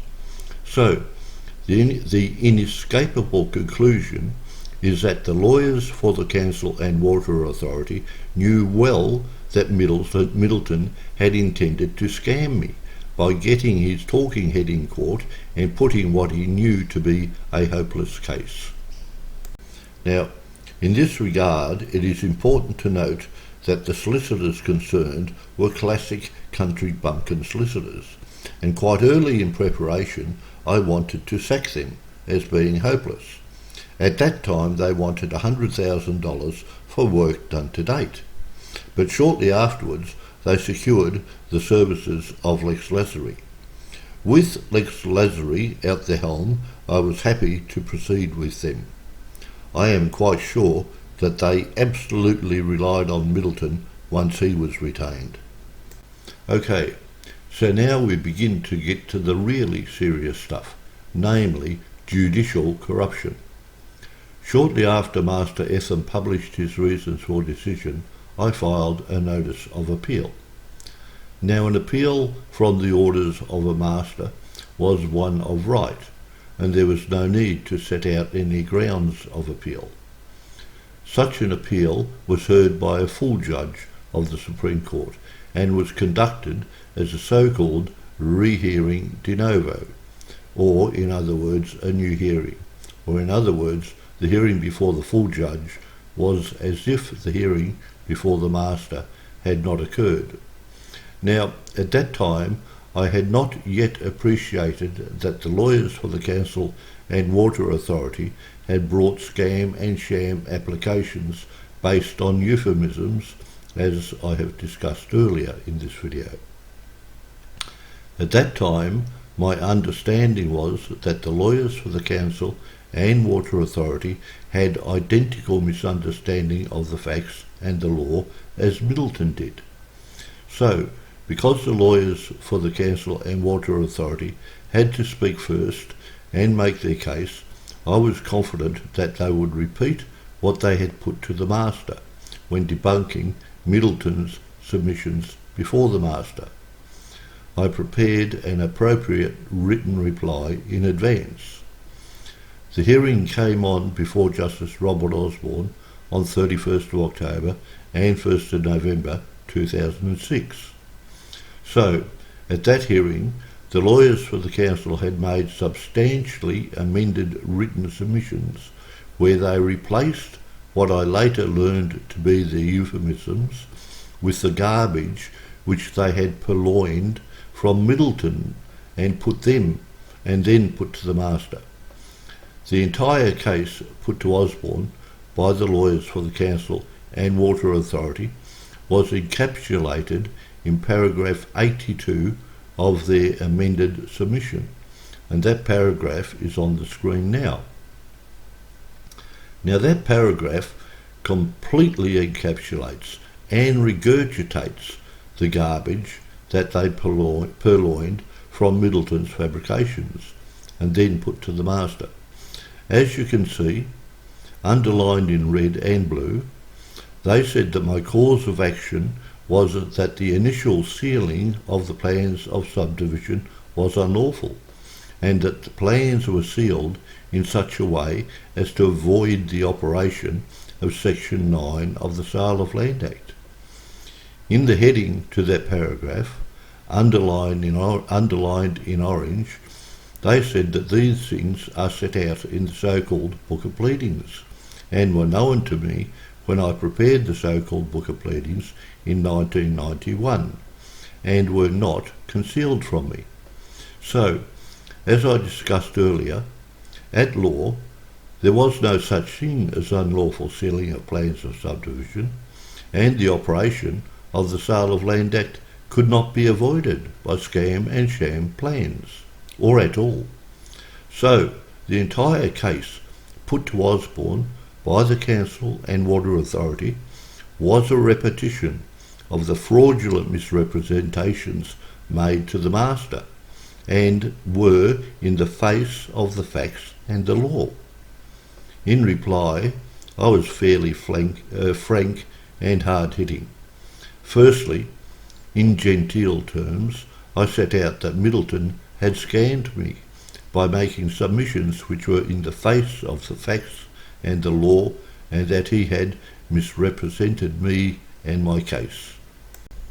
I then pointed out that on the garbage put to him by 3 QCs, 3 junior barristers and an army of lawyers, and on the mistaken view of the Master, my true case was neither put nor argued against or adjudicated on. I also said the self-evident fact that the lawyers for the Council and Water Authority do not and cannot hold a belief as to the truth of their submissions. Probably, most significantly, I repeated that Middleton had scammed me. I particularly said that he could not possibly have held a belief that I would succeed on his submissions. Unfortunately, he did not tell me so. I then said that by saying this, I may have raised a bar which I must now clear. However, the facts, unfortunate as they may be, are the facts. Now that last part by me, that was an obtuse reference by me that Osborne would need to be a courageous judge, because a judgment in my favour would, by implication at least, uphold my most serious allegations against Middleton, who by that time had been appointed a federal court judge. Before going to court, I told my friends that I would need a particularly honest and courageous judge. I soon learned that Osborne was not such a judge, and as I have subsequently learned, none of them are. So, after my submission, the lawyers for the Council and Water Authority knew well that Middleton had not simply brought a legitimate but hopeless case on behalf of an honest but misguided client, that is me of course. He had instead committed the worst type or class of corrupt conduct. He had intended to outright defraud me by bringing a fraudulently manufactured case which flew in the face of the facts and the law and plain common sense. In addition, after my submission, the lawyers for the Council and Water Authority knew well that the case which they had purloined from Middleton was also in the face of the facts and the law. So, after my submission, Osborne was well aware that the lawyers for the Council and Water Authority and Middleton were nothing more than a bunch of crooks. On the second day of hearing, after I made my submissions, the bile and vitriol of Osborne was palpable. On that day I knew that Osborne was neither an honest or courageous judge, and I knew I was done for. By about the middle of that day, it was apparent that Osborne had already decided to find against me, and to protect Middleton and the lawyers for the Council and Water Authority. An observer in the court whispered to me, "You're done for." Okay, now I will teach you exactly how Victorian judges do fraud and sacrifice your democratic rights to protect the sham good name of the court and their corrupt mates. Osborne published his purported reasons on 29th of November 2006, and because I was absent on that day, he adjourned the court until 7th of December for orders. Now, manifestly, Osborne could not summarily dismiss my claim on the garbage put to him by the lawyers for the Council and Water Authority. So Osborne first had to concoct a way or method or scheme where he personally could sit in his office and concoct and introduce and fabricate grounds to find against me. That method is found in paragraphs 87, 88 and 89 of his purported reasons, which are on the screen now. In those paragraphs, Osborne said that I appeared in person on the express basis that my claim was not correctly articulated by Middleton. He then said that I invited him to adopt a different framework of analysis than that put to and decided by the Master. He then said that the lawyers for the Council said that Osborne should give weight to the Master's decision and the Master's findings of fact after extended argument and examination of evidence over several days. Osborne then said he had sought to deal with the matter on the basis now put to him by me. He then said that he proposes to deal with the matter on the basis that the case put to him by me is the case to be considered, rather than that previously put to the Master by Middleton. Now all of that was purposely fabricated nonsense, and any judge or barrister reading it would instantly recognise it as such. The simple fact was that the proceeding before him was the rehearing de novo of my defence to the summary dismissal applications of the Council and Water Authority. The fact that the defence put to him by me was different to that put to the Master by Middleton was entirely irrelevant. Osborne had no choice other than to adjudicate on my then defence to the palpable garbage put to him by the lawyers for the Council and Water Authority. By those purposefully formulated and fabricated paragraphs, Osborne concealed the fact known to him that Middleton and the lawyers for the Council and Water Authority had put garbage to the Master, and the Master had adjudicated on that garbage. By those paragraphs, Osborne opened the way for himself to sit in his office and personally introduce matters and things which were not submitted to him and not in evidence before him. Osborne then did sit in his office and did personally introduce matters and things and fabricated his purported reasons around the things invented by him without trial. Osborne's purported reasons opened with a corrupt bang, so to speak. Osborne's paragraphs 4, 5 and 6 are on the screen now. At those paragraphs, under the heading Factual Background, Osborne concealed the things giving rise to my true cause of action by essentially repeating and representing as fact the fabrications by which the Shire engineer had duped the councillors and deceived the magistrate and Justice Kay and me.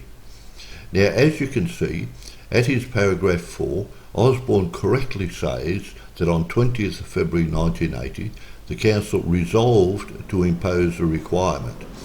But then he fraudulently says that the council resolved to seal the legitimate plans on that day. Then at his paragraph 5, Osborne fraudulently says that Buchanan submitted for approval a series of plans which were in effect stages of the previously proposed subdivision.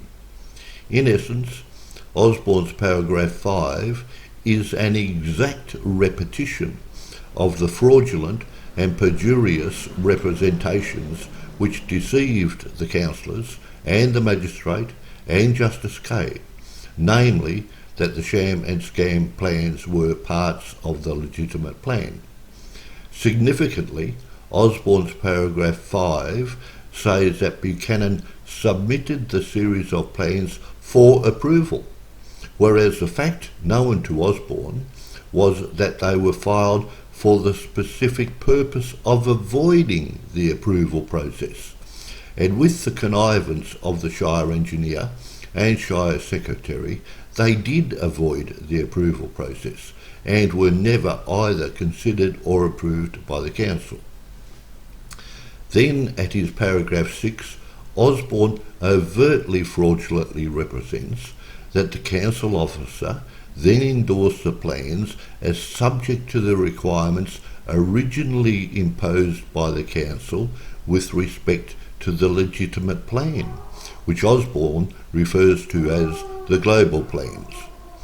Significantly, Osborne's paragraph 6 conceals that the Shire engineer and Shire secretary fraudulently destroyed the legitimate plan and then fabricated notices of requirement in respect of each of the scam and sham plans, and endorsed the scam and sham plans, knowing full well that they were separate, discrete subdivisions which were not subject of or related to the resolution of the council to impose road-making requirements in respect of the legitimate plan which had been destroyed. By those paragraphs, Osborne exactly repeated the perjury by which the council concealed the true facts from the courts and myself. By those paragraphs, Osborne intended to conceal and did conceal the true facts, including the corrupt conduct in earlier courts, from the people of Victoria. None of that material was in submissions to or evidence before Osborne. Osborne sat in his office and concocted those things. He obtained the essence of his paragraphs 4, 5 and 6 from my affidavit, where those things were set out as constituting the perjurious representations of the Shire engineer. Osborne then fabricated his reasons to conceal my true cause of action in the identical manner as the Shire engineer did with his perjury. As I will shortly show, the purpose of concocting those paragraphs and concealing my true cause of action was in order that he could then fraudulently represent that the fabrications put by Middleton and by the solicitors for the Council and Water Authority were true and legitimate, and thereby falsify by allegations against each of them. As I alluded to earlier, Osborne speaks with the authority of a judge of the Supreme Court of Victoria. I trump him by speaking the simple, palpable truth. Manifestly, Osborne fabricated that garbage in knowledge that the people of Victoria would not know that he was referring to the scam and sham plans, which were all sealed by the Council on one day, and all filed with the Titles Office on one day, and all approved by the Titles Office on one day, and manifestly were not and could not be construed to be stages. He knew well that anyone who did look at the plans, including his fellow judges, would know well that he was lying when he said that they were stages of the legitimate plan.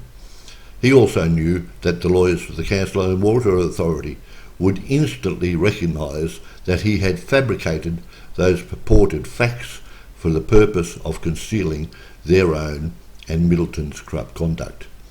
The entire balance of his purported reasons depended upon him first concealing the true facts known to him. Now, the essence of the entire balance of Osborne's fabrications is found at paragraph 58 of his purported reasons. In that paragraph, Osborne refers to my earlier county court proceeding, and he fraudulently says that the statement of claim in that proceeding specifically alleged that the plans were not lawfully sealed and lawful notices of requirement were not issued. Then at his paragraph 60, Osborne says that each of those allegations form part of the subject matter in my new 2005 proceeding.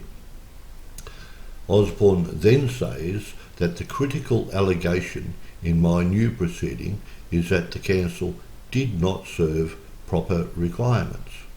Now, the reason for Osborne making those representations is that if a particular thing has been or could have founded a claim in an earlier proceeding, then a person is quite rightly barred from founding a subsequent claim on those same things. So now we shall look at the truth of the two supposedly founding things set out in Osborne's paragraph 68. Well, the first one is simply manifestly false and in the face of the law. Back at the time of the county court proceeding, I and my then barrister knew well that at law there was no such thing as unlawful sealing per se, and the simple fact is that unlawful sealing per se was not alleged in the earlier proceeding or in my new proceeding. That is a manifest, in-your-face, fraudulent fabrication by Osborne. Now, the second allegation by Osborne is a fascinating one and demonstrates the gross and crass extent to which a corrupt judge will go to protect the court and its mates. You will recollect that the proceeding before the magistrate and Justice Kay were on the question as to whether or not I was liable to pay the council the costs of it making the roads.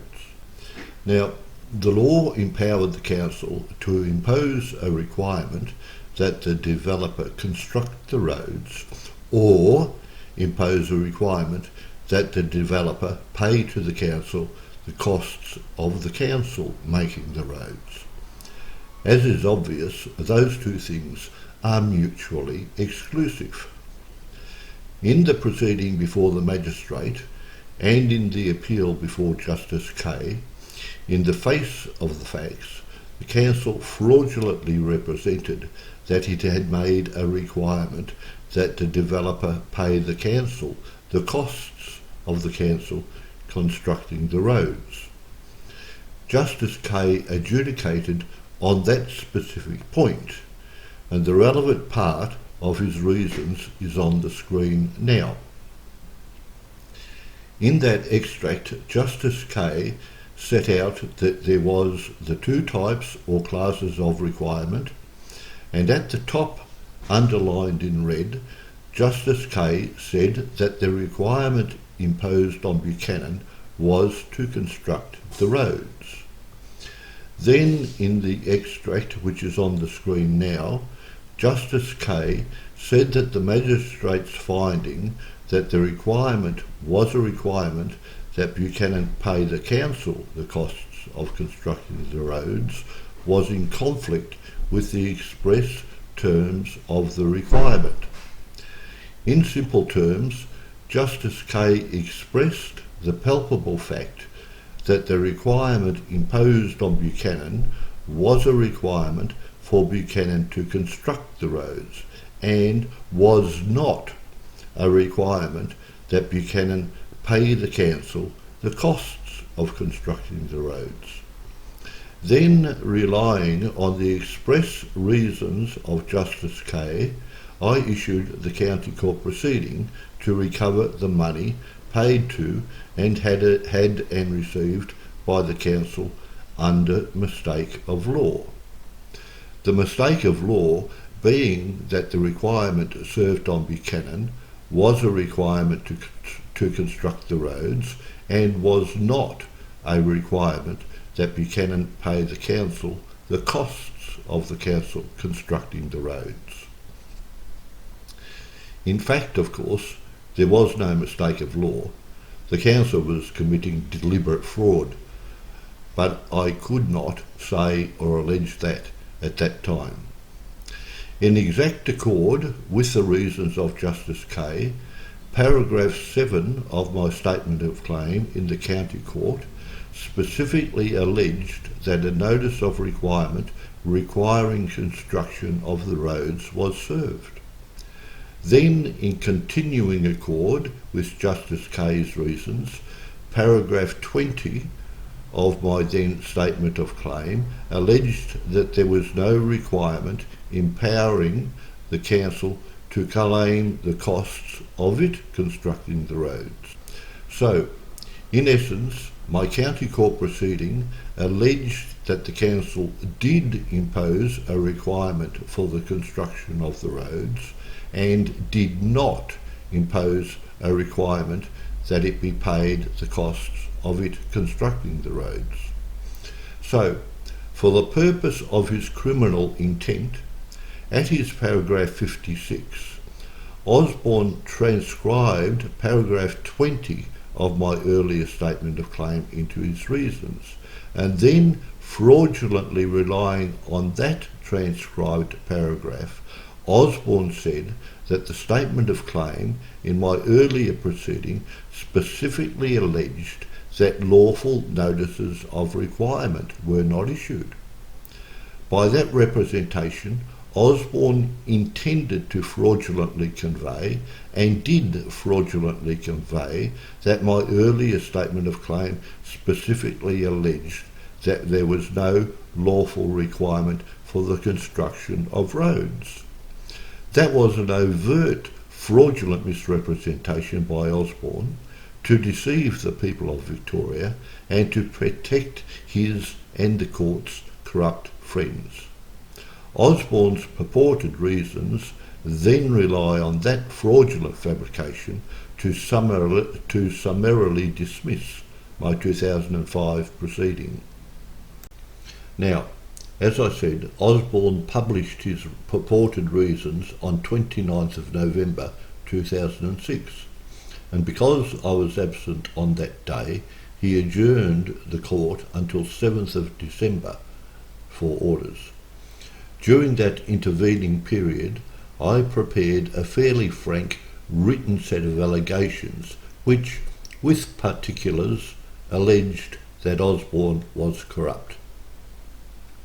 I presented that set of written allegations at the hearing of 7th of December 2006.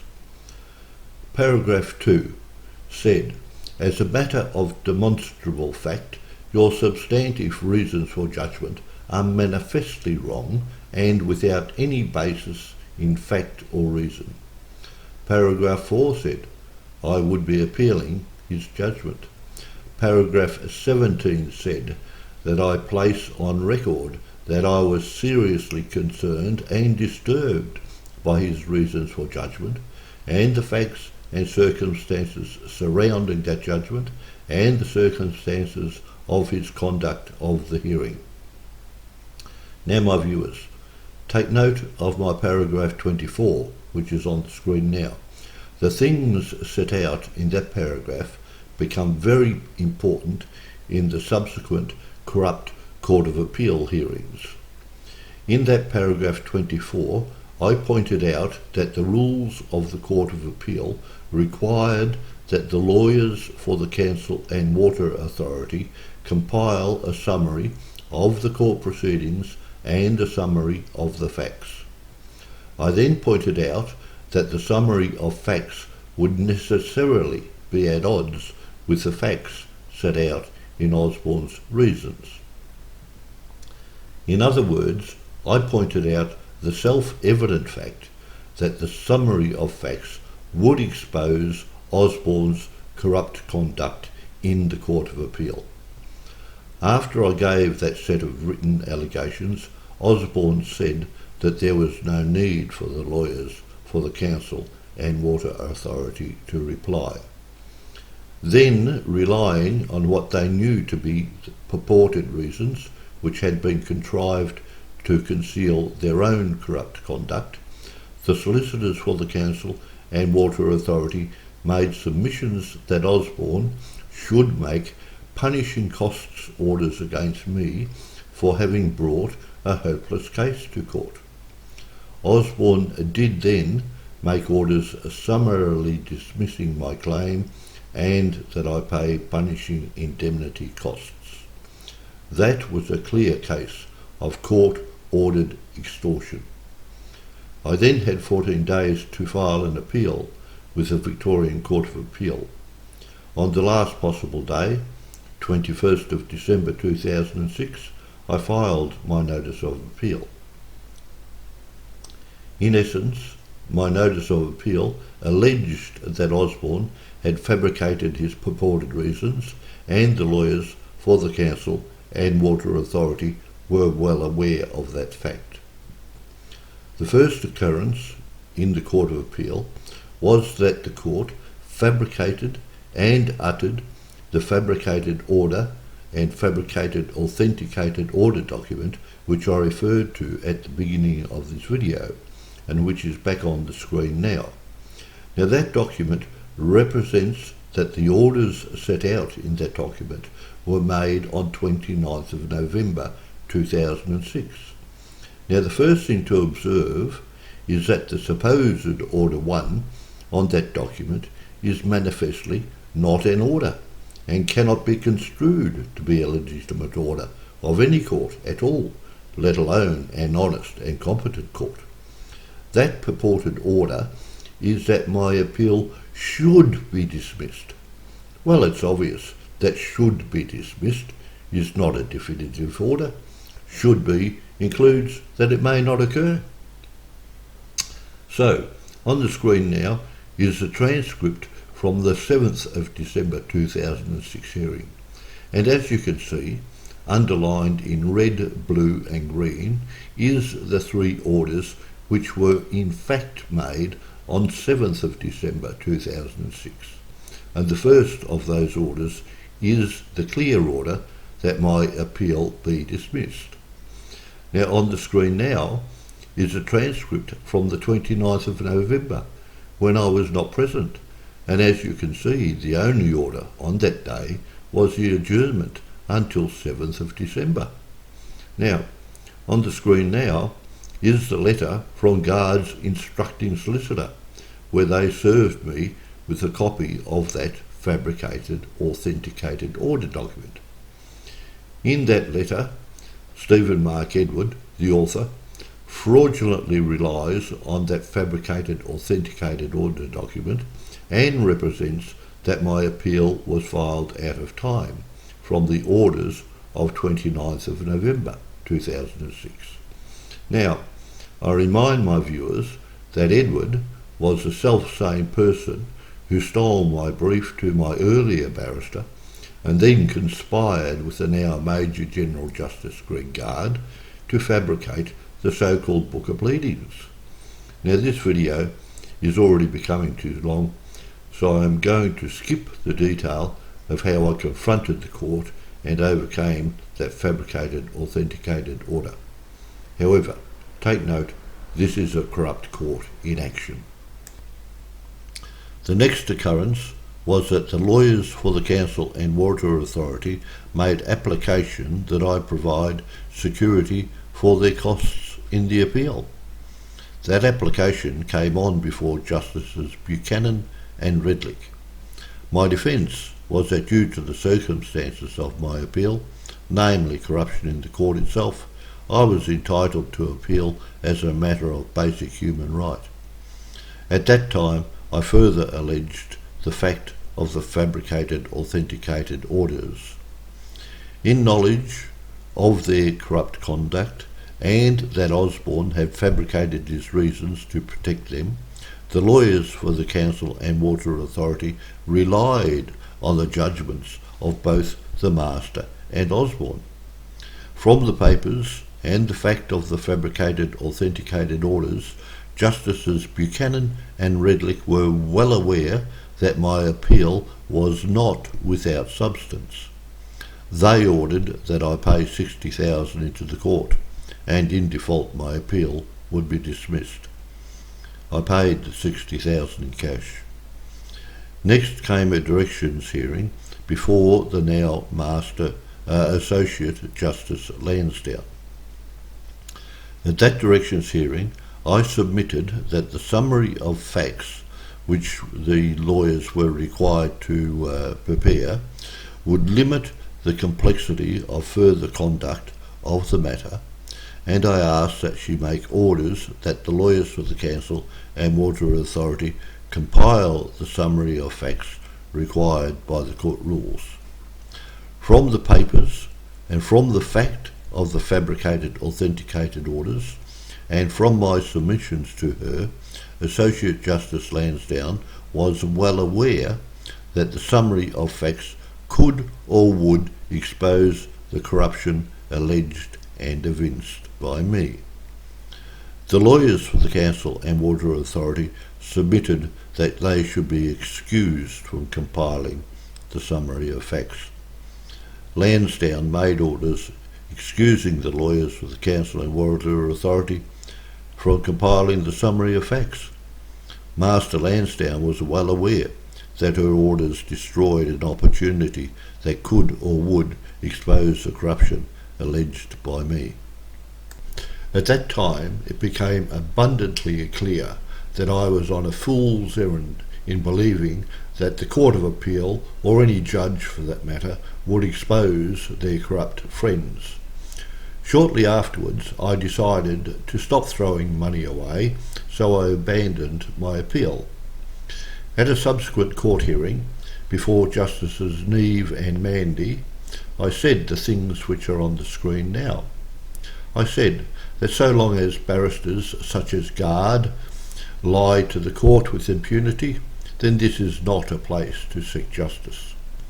I also said that I abandoned the appeal in favour of going public to expose the corruption in the court. I then said that I had reserved the web domain name courtsontrial.com for that purpose.